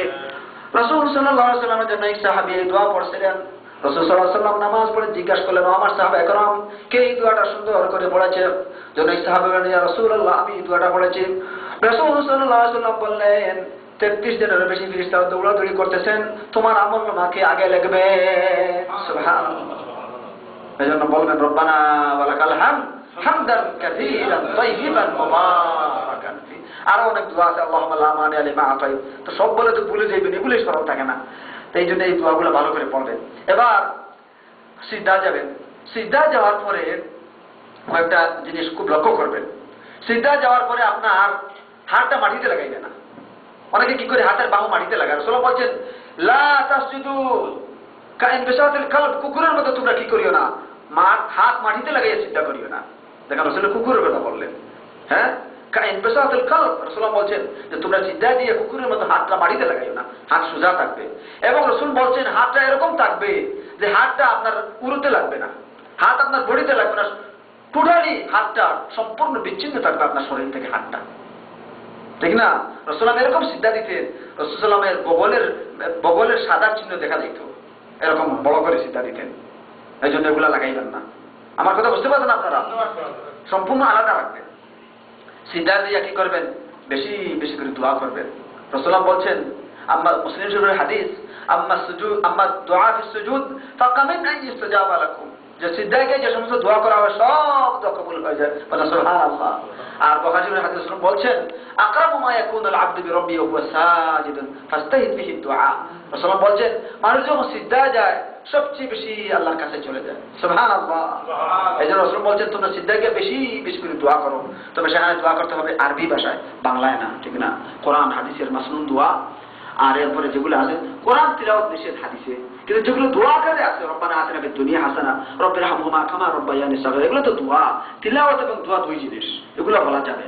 এই জন্য আমরা সিজদায় গিয়ে বেশি বেশি করে দোয়া করবো। দোয়া করবেন না ইনশাআল্লাহ? ইনশাআল্লাহ। রাসূলুল্লাহ ঘন্টা 2 ঘন্টা সিজদায় থাকতেন। আমাদের শেখ আহমদ আল হাওয়াশি, এই যে হামিস মসজিদে, উনি তো মাশাআল্লাহ দীর্ঘ সিজদায় রুকুতে থাকেন, জামাতে মানুষ ওনার সাথে নামাজ পড়ে। তা আমরা এরকম সিজদা দান করবো। নামাজ শেষে আমরা সালাম পড়বো, আসসালামু আলাইকুম ওয়া রাহমাতুল্লাহ। সালাম না করলে নামাজ শেষ হয় না। সালাম না করলে কি হয় না? নামাজ শেষ হয় না। সালাম ফিরানোর আগে যদি আপনার বাতাস বের হয়ে যায়, আপনার ওযু ছুটে যায়, আপনার নামাজ ফাঁসিতে হয়ে গেছে। একজন রাসূল বলেন, তাহলিলুল মুবাহ তাসলিম, নামাজ হালাল হয় সালামের মাধ্যমে। আমি নামাজের ওয়াজ বেশি করতেছি না, আমি যেহেতু আমলের কথা আজকে আলোচনা করব। আমার বন্ধুরা, এবার ফজরের পর আমল। ফজরের পর আমল কি? ফজর যখন আজান পড়বে, ফজরের পরে আজান পড়বে, তখন ফজরের পরে সর্বপ্রথম আমল হচ্ছে ফজরের পরে সকালের জিকির করব। সকালের আযকারুস সাবাহ ওয়াল মাসা, সকালের জিকির, বিকালের জিকির, এগুলো রাসূলুল্লাহ হাদিসে বলেছেন, বুখারী মুসলিমে এসেছে।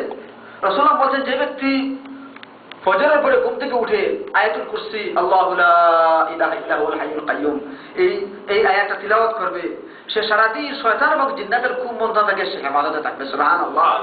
নাসাই শরীফের হাদিস। এই জন্য এটা আযকারুস সাবাহ এবং মাসা, প্রত্যেক সকালে বিকালে এই দোয়াগুলো আয়াতুল কুরসি পড়বেন। ইনশাআল্লাহ আমরা পড়ব। রাসূলুল্লাহ বলেন যে ব্যক্তি সকালে এবং সন্ধ্যায় কুল আউযু বিল ফালাক, কুল আউযু বিরাব্বিন নাস, কুল হুয়াল্লাহু আহাদ, এই 3টা সূরা নিয়মিত পড়বে সকালে সন্ধ্যায়। এই 3টা তার জন্য কামাতাহু, সকল কিছুর জন্য তার জন্য যথেষ্ট। সুবহানাল্লাহ। আবু দাউদ। এবার সাইয়্যিদুল ইস্তিগফার, সকালে সন্ধ্যায় একটা ইস্তেগফার আছে, এটা শহীদুল ইস্তেগফার, সকল ইস্তেগফারের সর্দার। সেটা কি বলতে পারেন আপনারা? সেটা হচ্ছে আল্লাহুম্মা আনতা রাব্বি লা ইলাহা ইল্লা আনতা খালাকতানি। আর অনেক লম্বা দোয়া, তো এগুলো আপনারা শিখিয়েন। ওয়ান আল আহদিকা ওয়াদিকা মাস্তাতাতু, এগুলো হিসনুল মুসলিম দোয়ার মধ্যে আপনারা শিখিয়েন, দোয়া শিখিয়েন। দোয়া হচ্ছে সিলাহুল মুমিন, আল আযকারু সিলাহুল মুমিন। জিকির হচ্ছে মুমিনের অস্ত্র, এগুলো দিয়ে শয়তান থেকে সে দূরে থাকে, জিন্নাত থেকে দূরে থাকে, মানুষ শয়তান থেকে সে দূরে থাকে। এই জন্য সবসময় জিকির পড়বেন। আমরা জিকির মানে মনে করি মসজিদে বসিয়া সবাই দলবদ্ধ হইয়া মাইক দিয়া লাইট বন্ধ করিয়া আর মাথাকে এদিক থেকে এদিকে নিয়া ইল্লাল্লাহ ইল্লাল্লাহ, এগুলা জিকির না। এগুলা রাসূল সাল্লাল্লাহু আলাইহি ওয়াসাল্লাম সাহাবা کرام কখনো এগুলা বলেন নাই। এগুলা জীবনেও সাহাবা کرام রাসূল সাল্লাল্লাহু আলাইহি ওয়াসাল্লাম মসজিদে বসিয়া বড় করে মাইক দিয়া ইল্লাল্লাহ জিকির এগুলা বলেন নাই। জিকির রাসূল সাল্লাল্লাহু সহিহ হাদিসে আমাদেরকে শিখাইয়া দিয়েছেন। সকালের জিকির, এই যে একটু আগে বললাম, বিকালের জিকির, ফরজ নামাজের পরে জিকির, ঘরে ঢোকার জিকির, ঘর থেকে বের হওয়ার জিকির, এগুলো আসল জিকির যেগুলো রাসূল শিখিয়েছেন সহিহ হাদিসে। এগুলো বাদ দিয়া আমার শুধু মসজিদে ইল্লাল্লাহ ইল্লাল্লাহ আর মাথাকে এদিক থেকে এদিকে নিয়া। কেন মাথাকে এদিক থেকে সেদিকে নিবেন? ইবনে কাইয়িম রাহমাতুল্লাহ আলাইহি বলছেন যে ইবাদতে মাথা নাড়ানো এটা খ্রিস্টানদের অনুসরণ, এটা খ্রিস্টানদের অভ্যাস। কারণ ইবনে কাইয়িম রাহমাতুল্লাহ আলাইহি বলেন যে খ্রিস্টানরা তাদের গির্জায় মাথাকে এরকম করে ইল্লাল্লাহ ইল্লাল্লাহ। এজন্য ইবনে কাইয়িম রাহমাতুল্লাহ বলছেন এগুলো খ্রিস্টানদের অনুসরণ। এবাদতে কেন আপনি মাথাকে নাড়াইবেন? রাসূল সাল্লাল্লাহু আলাইহি ওয়াসাল্লাম জিন্দেগানেও জীবনেও সাহাবা کرام মাথাকে এদিক করেন নাই। এজন্য আমরা ইবাদত করব নিরিবিলি বসে। আমার বন্ধুরা, আপনারা কি কষ্ট পাচ্ছেন? আপনারা কি কষ্ট হচ্ছে? রাসূল বলেন যে ব্যক্তি সকালে উঠিয়ে এই দোয়া পড়বে, বিসমিল্লাহিল্লাযী লা ইয়াদুররু মা'a ইসমিহি শাইউন ফিল আরদি ওয়ালা ফিস সামা ওয়া হুয়াস সামিউল আলীম। যে ব্যক্তি সকালে উঠিয়ে এই দোয়া পড়বে, বিসমিল্লাহিল্লাযী লা ইয়াদুররু মা'a ইসমিহি শাইউন ফিল আরদি ওয়ালা ফিস সামা ওয়া হুয়াস সামিউল আলীম, এই দোয়া 7 বার পড়বে, রাসূলুল্লাহ বলছেন সে ওই দিন সকল বিপদ থেকে নিরাপদ থাকবে। সুবহানাল্লাহ, সুবহানাল্লাহ। এই জন্য আমরা এই দোয়া পড়বো ইনশাআল্লাহ। আরো আছে, এগুলো সময় তো কম, আর কিছু বলবো। তা আমি যা বললাম, রাসূলুল্লাহ বলে যে ব্যক্তি সকালে সন্ধ্যায় 10 বার করে আমার উপর দুরূদ শরীফ পড়বে, হাল্লাত লাহু শাফাআতি ইয়াউমাল কিয়ামা, কিয়ামতের তার জন্য আমার সুপারিশ কবুল হবে। সুবহানাল্লাহ। এই জন্য আমরা সকালে সন্ধ্যায় এই দুরূদ শরীফ পাঠ করব। আর দুরূদ শরীফ পাঠ করব সবচেয়ে সাইয়্যিদুল দুরূদের সর্দার হচ্ছে দুরূদ ইব্রাহিম। সাহাবা کرام বলেন ইয়া রাসূলুল্লাহ আমরা কি দুরূদ পড়লে আপনি খুশি হবেন? তিনি বলছেন তোমরা এই দুরূদ পড়ো, আল্লাহুম্মা সাল্লি আলা মুহাম্মদ আল্লাহুম্মা বারিক আলা মুহাম্মদ। নামাজের এই দুরূদ পড়ি। আর কে নামাজের আশ্চর্যের বিষয় এই দুরূদ ইব্রাহিম যেটা বুখারী মুসলিমে আসছে, এগুলা বাদ দিয়া ওজিফায় বিভিন্ন ধরনের দুরূদ বের হয়েছে, মানুষে বানাইছে এগুলা। আচ্ছা বলেন, মানুষের বানানো দুরূদ বানানো রাসূলের দুরূদ বাবা বলেন না? আরে আফসোস, আল্লাহুম্মা সাল্লি সাল্লাতান তুনাজ্জিনা বিহা মিন জামিল আফাতি ওয়াল বালিয়াত, এগুলা পীরেরা বানাইছে ভাই, এগুলো রাসূলের কোন হাদিসে নাই এগুলা। এই জন্য আমরা কি করব? রাসূলের হাদিসে যে সমস্ত দুরূদ আসছে এগুলো আমরা পড়বো, আর মানুষের বানানো দুরূদ আমরা পড়বো না। এবার ফজরের পরে আমল, ফজরের পরে কি আমল বলছি? দোয়া পড়া, জিকির করা। সকাল সন্ধ্যা জিকির মনে থাকবে। ইনশাআল্লাহ। 2 নম্বর হচ্ছে শুনো ফজরের জামাতে নামাজ পড়া। ফজরের জামাতে নামাজ যে ব্যক্তি ত্যাগ করবে, ফজরের জামাত পড়তে পারবে না, সারাদিন তার বরকত হবে না, সারাদিন খুব কষ্টের দিন যাবে, তার চেহারা ফ্যাকাশে থাকবে। কারণ দিনের শুরুতেই সে আল্লাহর বিরোধিতা করলো। জামাতে নামাজ পড়া ওয়াজিব, আর বিশেষ করে ফজরের নামাজ। ইন্না কুরআনাল ফাজরি কানা মাশহুদা, ফজর যে তিলাওয়াত হয়, নামাজ হয়, ফেরেশতারা আল্লাহর কাছে সাক্ষী দেন, আল্লাহ আতাইনাহুম ওয়া হুম ইউসাল্লুন তারাকনাহুম ওয়া হুম ইউসাল্লুন। আল্লাহ তাদেরকে আমরা যখন গিয়েছি দুনিয়াতে তখনও দেখছি তারা নামাজ পড়তেছে, আর এখনো আসছে আমরা দেখছি তারা ফজরের নামাজ পড়তেছে। সুবহানাল্লাহ।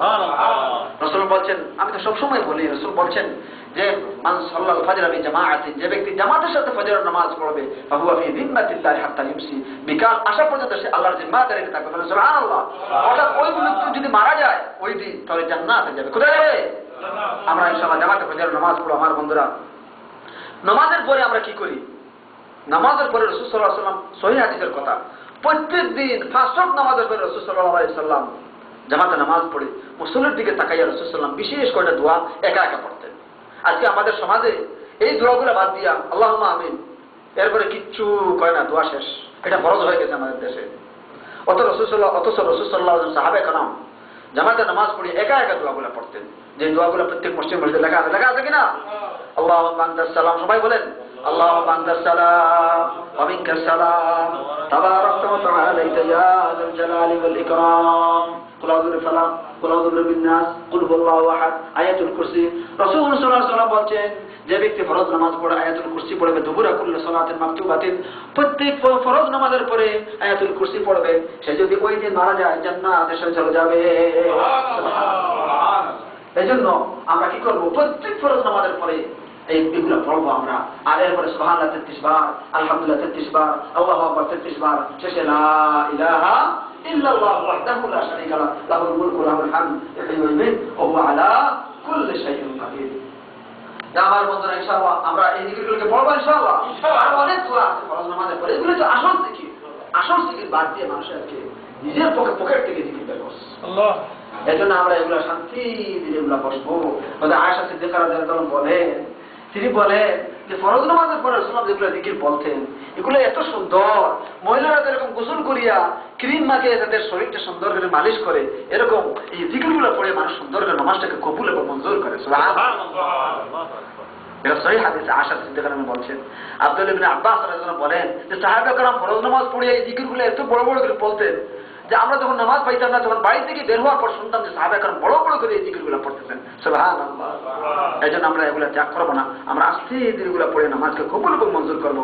রাসূলুল্লাহ বলছেন, রাসূলুল্লাহ সাল্লাল্লাহু আলাইহি ওয়াসাল্লাম মুআয বিন জাবালের হাতে ধরে বলছেন, মুআয বিন জাবাল আমি তোমাকে অত্যন্ত মহব্বত করি, তুমি কোনদিন ফরজ নামাজ পড়িয়া এই জিকিরটা ছাড়িও না।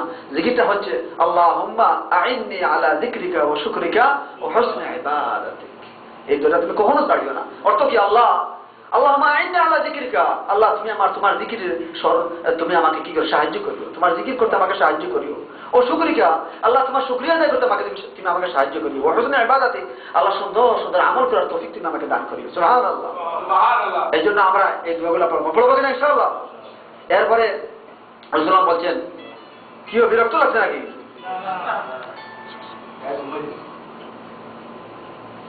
এবার ফজরের নামাজ পড়িয়া 10 মিনিট রাসূলুল্লাহ বলছেন, এবার ফজরের নামাজ পড়িয়া লা ইলাহা ইল্লাল্লাহ, এই কলিমা লা ইলাহা ইল্লাল্লাহ ওয়াহদাহু লা শারীকা লাহু লাহুল মুলক ওয়া লাহুল হামদ ওয়া হুয়া আলা ইহয়ি ওয়া হুয়া আলা কুল্লি শাইইন কাদির। আর আরেকটা দোয়া সুবহানাল্লাহি ওয়া বিহামদি, রাসূলুল্লাহ বলছেন এই দোয়া যে ব্যক্তি নিয়মিত পড়বে লা ইলাহা ইল্লাল্লাহ ওয়াহদাহু লা শারীকা লাহু ফজরের পরে, আল্লাহ রাব্বুল আলামিন তাকে এত সওয়াব দান করবেন যে সারা দিন শয়তান থেকে সে হেফাজতে থাকবে। সুবহানাল্লাহ। তার 100টা গুনাহ আল্লাহ মাফ করে দিবেন। সুবহানাল্লাহ। এইজন্য আমরা এই দোয়াটা পড়ব। আর সুবহানাল্লাহি ওয়া বিহামদি, রাসূল বলেন যে ব্যক্তি ফজরের পরে সুবহানাল্লাহি ওয়া বিহামদিহি 100 বার পড়বে, সাগরের ফেনা পরিমাণ যদি গুনাহ থাকে আল্লাহ তাকে মাফ করে দিবেন। সুবহানাল্লাহ। আমরা ফজরের পরে এই আমলগুলো পড়ব।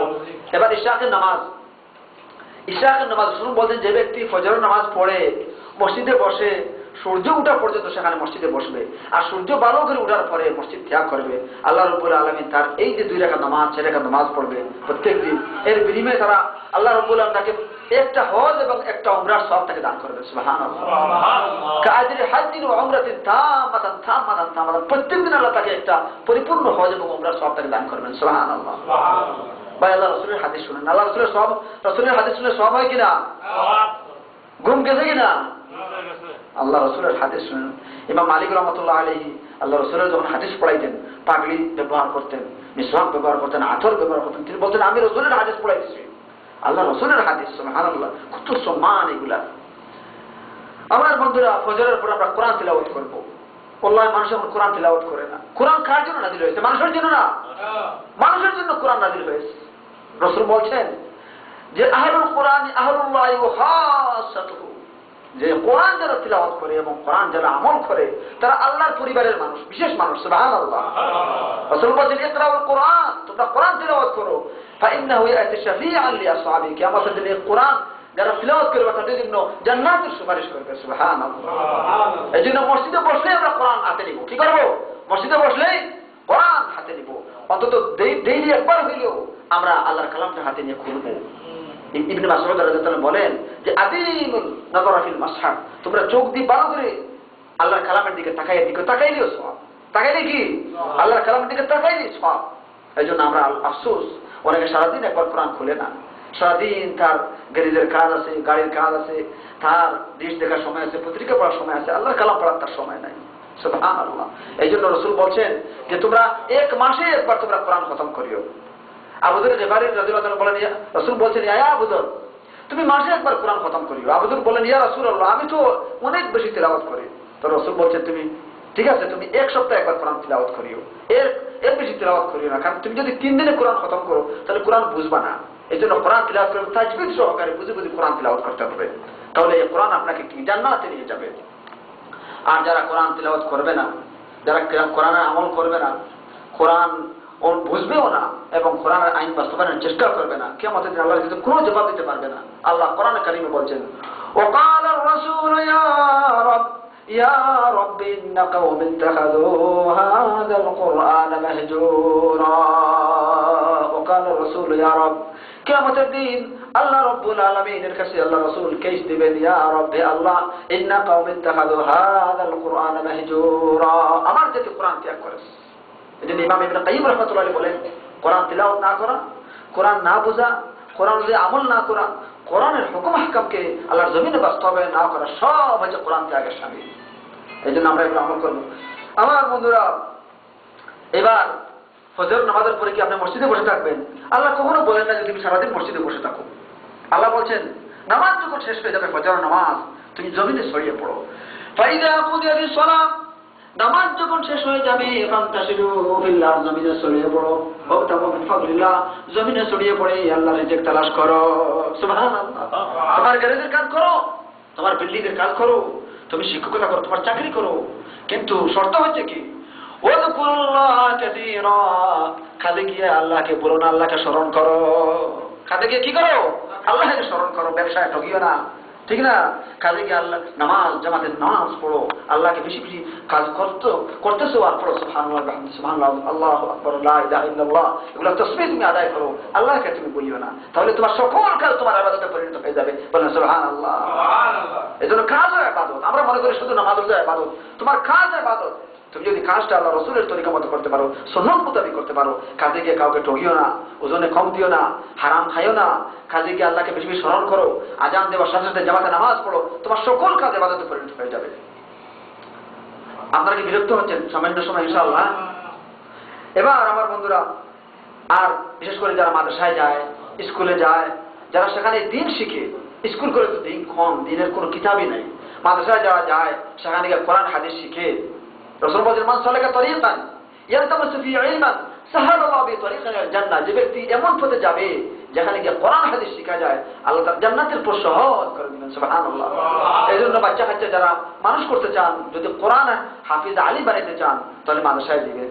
আজকাল বাচ্চাদেরকে জন্ম হওয়ার পরে স্কুল কলেজে দিয়ে দেয়, সেখানে ইংরেজি আবদুম বাগদুম গুলাডুম সাজে এগুলা শিখে, আল্লাহ না তিলাওয়াত জানে, না কোরআন বুঝে, না হাদিস বুঝে, সে কেমনে জান্নাতে যাবে? সে কেমনে আল্লাহকে চিনবে? সে কেমনে রাসূলকে চিনবে? এই জন্য আপনার বাচ্চাকে মাদ্রাসায় দেন, কোরআন হাদিস শিখান, তাহলে আল্লাহর মহব্বত তার মধ্যে আসবে, আব্বা আম্মার কদর তার ভিতরে আসবে ইনশাআল্লাহ। আমরা কি দিব মাদ্রাসায়? না না, স্কুল কলেজে দিব। মাদ্রাসায় গেলে তো আমরা কি হয় না, মাদ্রাসায় গেলে আমাদের ধারণা হচ্ছে যে মাদ্রাসায় গেলে মানুষ হইতে পারে না, মাদ্রাসায় গেলে খাইতে পারে না, দুনিয়ায় নাকি ফকির থাকবে। যদিও ফকির থাকে, মিসকিন থাকে, যারা মাদ্রাসায় পড়বে তারাই জান্নাতে যাবে, আর যারা স্কুল কলেজে দিকে দিনকে ভুলবে, কোরআন হাদিস বুঝবে না, তারা কোনোদিনও জান্নাতে যাওয়ার আশা করা যায় না। আমি বলতেছি না স্কুলে যাওয়া হারাম, কিন্তু স্কুলে যান দেন, কিন্তু কোরআন হাদিস বুঝার আগে তাকে তিলাওয়াত শেখান, আগে তাকে কোরআন বুঝার সিস্টেম শেখান, আগে তাকে দিন শেখান। দিন যদি না শিখে তাহলে সে জান্নাতে যেতে পারবে না। আমার বন্ধুরা, এবার জোহরের পরে আমল কি? রাসূল বলছেন জোহরের পরে আমল, জোহরে আপনি কি করবেন? এই জোহরের যখন আজান হবে, জোহরের আগে 4 রাকাত নামাজ পড়বেন, জোহরের পরে 4 রাকাত নামাজ পড়বেন। আর ফরজও তো আছেই। রাসূল বলছেন, মান সাল্লা ক্বাবলা যুহরি 4 রাকাতিন وبعد الظهر 4 রাকাতিন হারামাহুল্লাহু নার, যে ব্যক্তি জোহরের আগে 4 রাকাত নামাজ পড়বে, জোহরের পরে 4 রাকাত নামাজ পড়বে, আল্লাহ রাব্বুল আলামিন জাহান্নাম তার জন্য হারাম করে দেবে। সুবহানাল্লাহ। এটা তিরমিজির হাদিস, সাহাহুল আলবানী, ইমাম আলবানী সহিহ বলছেন হাদিসটাকে। 2 রাকাত করে, জোহরের আগে 2 রাকাত, 4 রাকাত পড়বেন, জোহরের পরে 2 রাকাত, 4 রাকাত পড়বেন। তিরমিজির হাদিস। আল্লাহ রাসূল বলেন, হারামাহুল্লাহু নার, আল্লাহ দুজকের তার জন্য হারাম করে দিবেন। বলেন সুবহানাল্লাহ।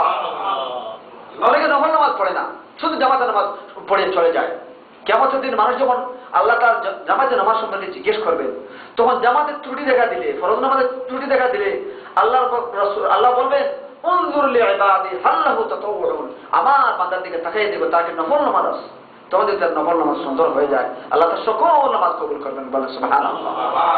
আমার বন্ধুরা, জোহরের নামাজের পরে জিকিরগুলা, এই যে আগে বলছি সেই জিকিরগুলো আবার আসবে।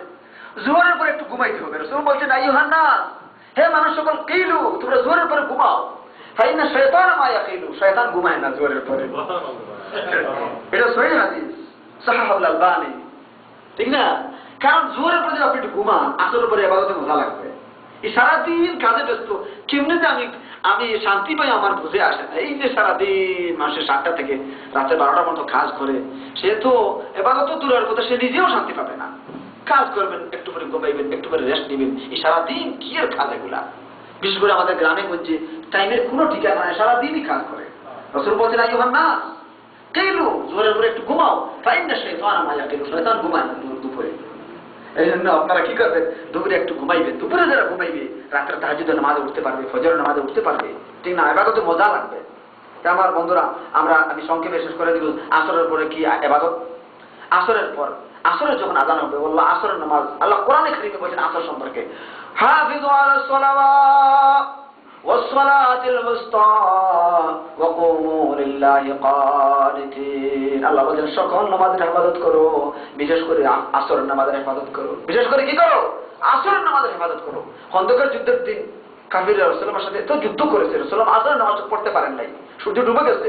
আল্লাহ রাসূল কি দোয়া করছেন? আল্লাহুম্মা আহরিক বুয়ুতাহুম নারা, আল্লাহ তাদের কাফিরদের গোটা আগুন দিয়ে জ্বালিয়ে দিও, কারণ তারা আমাকে আসরের নামাজটা পড়তে দেয় নাই। আসরের নামাজটা পড়তে দেয় নাই খন্দকের যুদ্ধের দিন কাফিররা। এই জন্য রাসূল বলেন, যে ব্যক্তি আসরের নামাজ ত্যাগ করবে, হাবিতা আমালুহু, তার আমল বরবাদ হয়ে গেছে। রাওয়াহুল বুখারী। এই জন্য আসরের নামাজ জামাতে পড়বেন আমার বন্ধুরা। নামাজ পড়লে কেমনি কাজে বরকত হবে, কেমনে রুজিতে বরকত হবে। এবার আসরের পরে আর কিছু কাজ আছে। আসরের পর তো অবসর সময়ে আপনি রোগীকে দেখতে যান, রোগীকে দেখতে যান। আপনি কোনো মানুষ রোগীকে যদি দেখতে যান, ফেরেশতারা আপনার রাস্তা আপনাকে সালাম জানাইবে। আপনি আসরের পরে কি করেন? আপনি আসরের পরে জানাজার নামাজে কি আসরের পরে আসবেন? যে কোনো সময় তো জানাজার নামাজে আসবে। জানাজার নামাজে অবসর সময় আপনি শরীক হন। রাসূল বলেছেন, যারা জানাজার নামাজে শরীক হয়, আল্লাহ রাব্বুল আলামিন তাদেরকে উহুদ পাহাড় পরিমাণ সওয়াব থেকে দান করবেন। সুবহানাল্লাহ। আর যারা দাফন করবে, দাফনের শরীক হবে, আল্লাহ তাকে 2 উহুদ পাহাড় পরিমাণ সওয়াব থেকে দান করবেন। সুবহানাল্লাহ। রাসূল বলেছেন, আমার সাহাবায়ে কেরাম, আজকে কোন ব্যক্তি আছে আজকে সদকা দান করছে আল্লাহর রাস্তায় দান করছে? আবু বকর সিদ্দিক রাদিয়াল্লাহু তাআলা বলেন, ইয়া রাসূলুল্লাহ, আমি সদকা দান করছি। রাসূল বলেন, আজকে কে জানাজা নামাজ পড়েছে? আবু বকর সিদ্দিক রাদিয়াল্লাহু তাআলা বলেন, আমি জানাজা নামাজ পড়েছি। রাসূল বলেন, আজকে কে ব্যক্তি নফল রোজা রেখেছে? আবু বকর সিদ্দিক রাদিয়াল্লাহু তাআলা বলেন, আমি নফল রোজা রাখছি। রাসূল বলেন, যে ব্যক্তি এই 3টা কাজ যে কোনো মুহূর্তে ডেইলি একবার করবে, আল্লাহ তাকে জান্নাতে বিনা হিসাবে জান্নাত দিয়ে দিবে। সুবহানাল্লাহ। এটা মুসলিম শরীফের হাদিস। এজন্য কল্যাণ কোনো কাজ করবেন।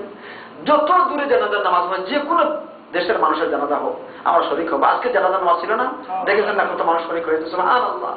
রাসূল বলেন, কোনো জানাজার নামাজে যদি 40 জন আল্লাহওয়ালা মানুষ জানাজার নামাজ পড়ে, তাহলে আল্লাহ ওই লোককে মাফ করে দিবে। সুবহানাল্লাহ। এই জন্য জানাজার নামাজে শরীক হব। আমরা কি করবো? নফল রোজা রাখবো, আমরা কবর জিয়ারত করবো। আল্লাহ কবর জিয়ারত করে না মানুষ। আল্লাহ নিজের আব্বা আম্মা, নিজের আত্মীয় স্বজন কত বিপদে আছে, আল্লাহ ছাড়া কেউ জানে? আর রাসূল বলছেন যে জোরো, তোমরা কবর জিয়ারত করো। আর রাসূল বলছেন, আমি তোমাদেরকে আগে নাহাইতুকুম আন জিয়ারাতুল কবর, আমি তোমাদেরকে আগে কবর জিয়ারত নিষেধ করছি। আল্লাহ ফাজুরুহা, তোমরা এখন কবর জিয়ারত করো। ফাইন্না তুযাক্কিরুকুমুল আখিরা, কারণ কবর জিয়ারত করলে আল্লাহর কথা, আখিরাতের কথা স্মরণ হয়, ঠিক না? এই জন্য আপনি দাফনে যান, জানাজা নামাজে যান, এগুলো বলে আপনার কথা স্মরণ হয়ে যায়, আমি তো হঠাৎ কোনদিন মারা যাবো, আর এই কবরে আমাকে দাফন করা হবে, অন্ধকার কবরে সমগ্র মানুষ আমার উপরে মাটি দিবে, আমি তো একদিন আসবো, অন্ততপক্ষে 1 সপ্তাহ 10 দিন আপনার স্মরণে আসবে, ঠিক না? এই জন্য কবর জিয়ারত করবো। তবে শুনে রাখেন, কবর জিয়ারত এটা হচ্ছে কি আখিরাতের কাজ।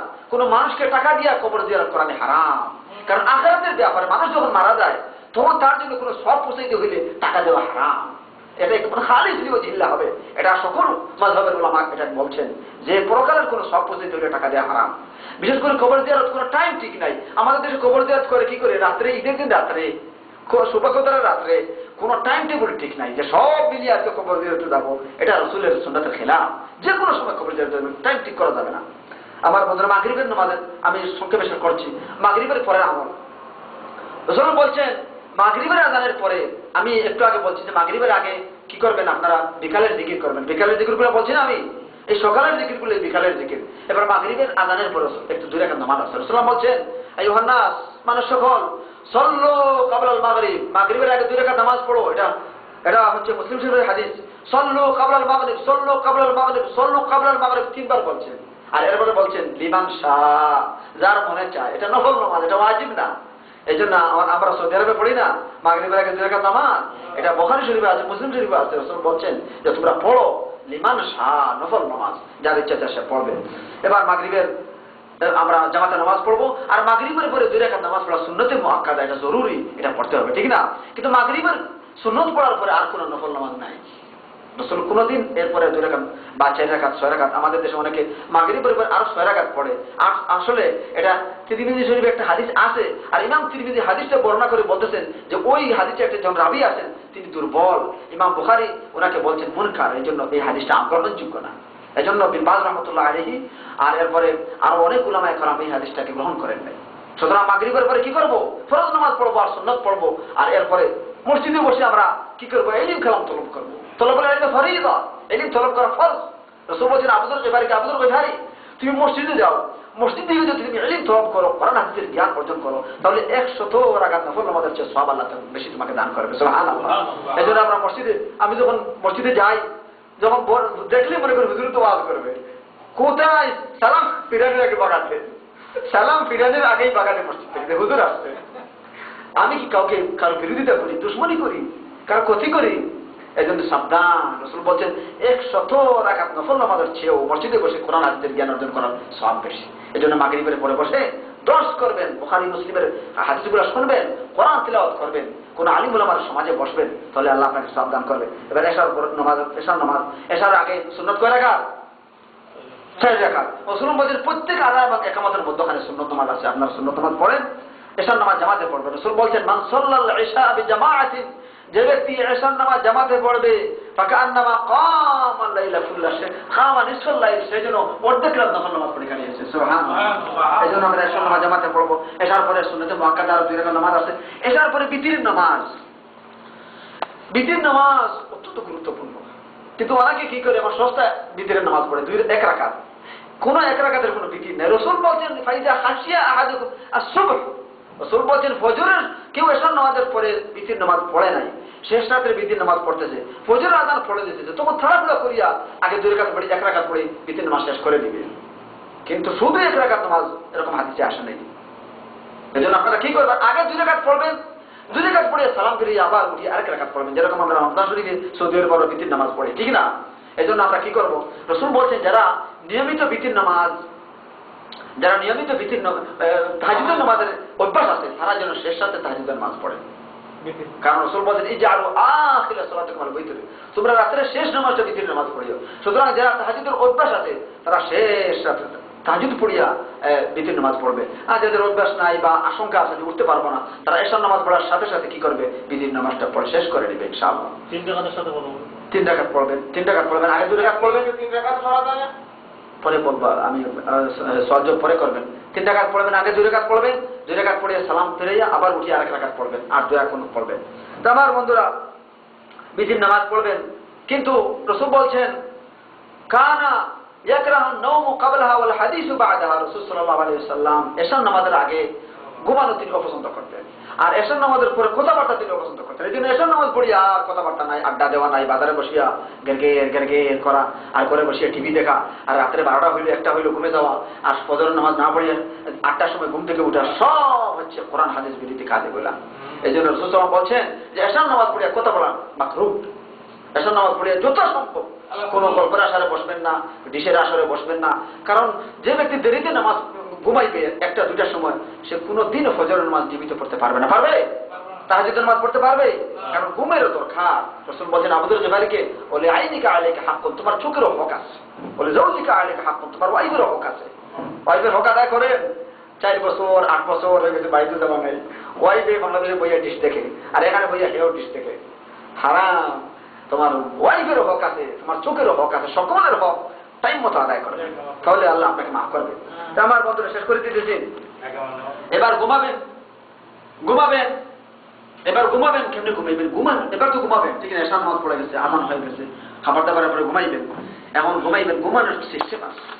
অনেকে বলে ভাই আমার তো ঘুমা ধরে না ভাই, কারণ সিস্টেম মতো তো ঘুমায় না। অনেকে বলে ভাই এমন ঘুমাইছি জিন্নাতে আমার সারা রাত আমার মাইট দিচ্ছে।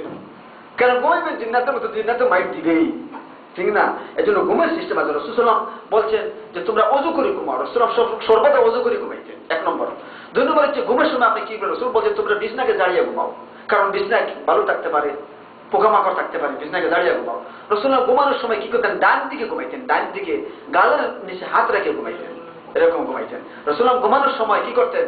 কুল হুয়াল্লাহু আহাদ, কুল আউযু বিরাব্বিল ফালাক, কুল আউযু বিরাব্বিন নাস, এগুলা পড়িয়া হাতে ফুঁক দিয়া সারাটা শরীর 3 বার করে মুছতেন, এরপরে ঘুমাইতেন। আর জিন্নাত আসবে? কোনটা জিন্নাত আসবে? জীবনেও জিন্নাত আর আসতে পারবে না, আপনার সাথে শয়তানি করতে পারবে না।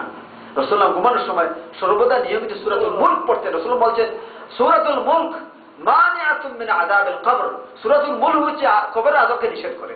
যে ব্যক্তি ঘুমানোর সময় সর্বদা সূরাতুল মুলক পড়ে ঘুমাইবে, আল্লাহ তাকে কবরের আযাব মাফ করে দিবে, সুবহানাল্লাহ। এজন্য আমরা ঘুমানোর সময় সূরাতুল মুলক পড়ে ঘুমাইব। আর আমরা কি করব? রাতে তাহাজ্জুদের নামাজ পড়ব। রাতে কি করব? ফজর নামাজ নেই, কেমনে তাহাজ্জুদের নামাজের ওয়াজ করব? আল্লাহ রে, কোন দুনিয়ায় ওয়াজ করতেছি। তাহাজ্জুদের নামাজ, রাসূল সাল্লাল্লাহু আলাইহি ওয়াসাল্লাম নিয়মিত তাহাজ্জুদের নামাজ পড়তেন।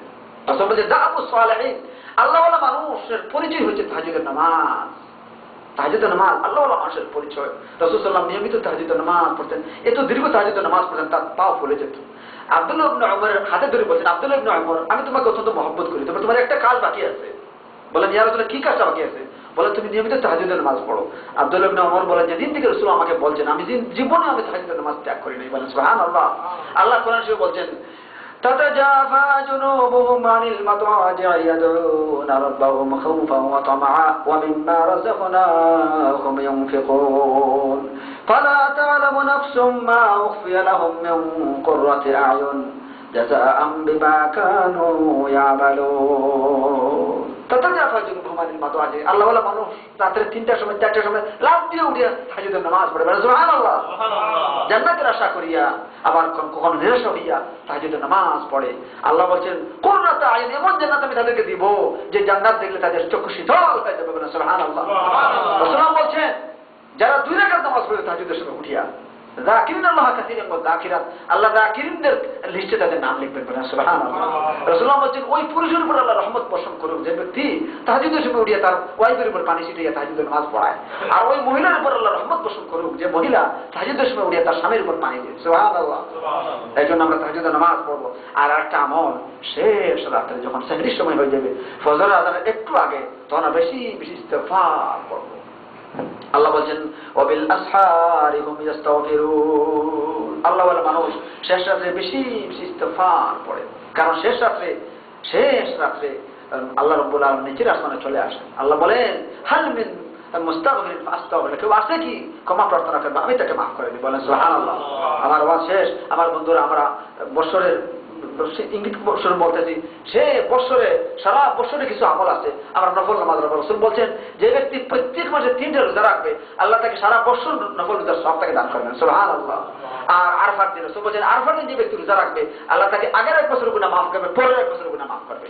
আর রাসূল সাল্লাল্লাহু আলাইহি ওয়াসাল্লাম বলছেন যে ব্যক্তি আশুরের একটা রোজা রাখবে, আল্লাহ তার আগের 1 বছরের গুনাহ মাফ করে দিবেন। রাসূল বলছেন যে প্রতি সোমবারে বৃহস্পতিবারে আল্লাহর কাছে আমলনামা পৌঁছানো হয়। আমি মনে করি প্রতি সোমবারে বৃহস্পতিবার রোজা রাখবো, আর আল্লাহ আমার ফেরেশতারা আমার আমল আল্লাহর কাছে পৌঁছে দিবেন, আমি রোজা রাখতেছি। এই রোজাগুলো আমরা রাখবো। হজ করবো, অনেকে হজ করে না। আল্লাহ সুবহানাল্লাহ।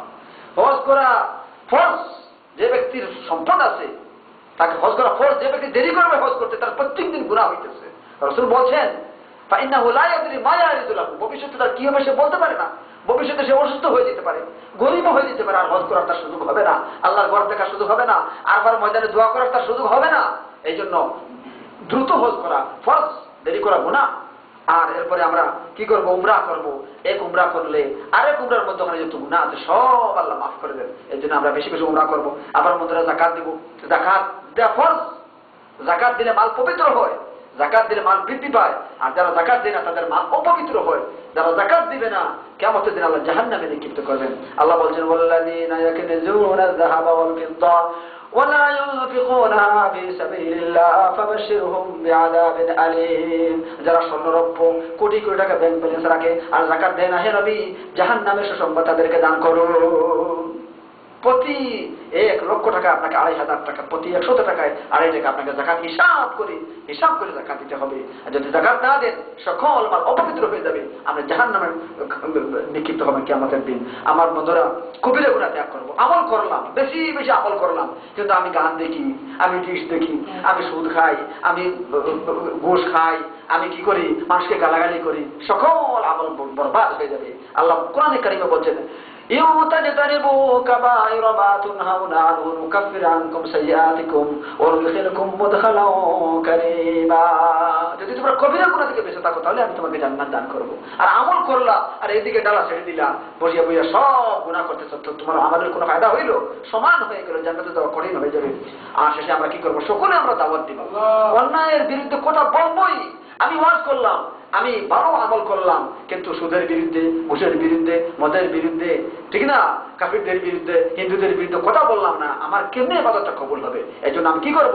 অন্যায়ের বিরোধিতা করব, আর আমি সকল মানুষকে দিনের দাওয়াত দেবো, নামাজের দাওয়াত দেবো, যাকাতের দাওয়াত দেবো, তাহলে আমার ইবাদতটা কবুল হবে। ওয়া আখিরু দাওয়ানা আলহামদুলিল্লাহি রাব্বিল আলামিন।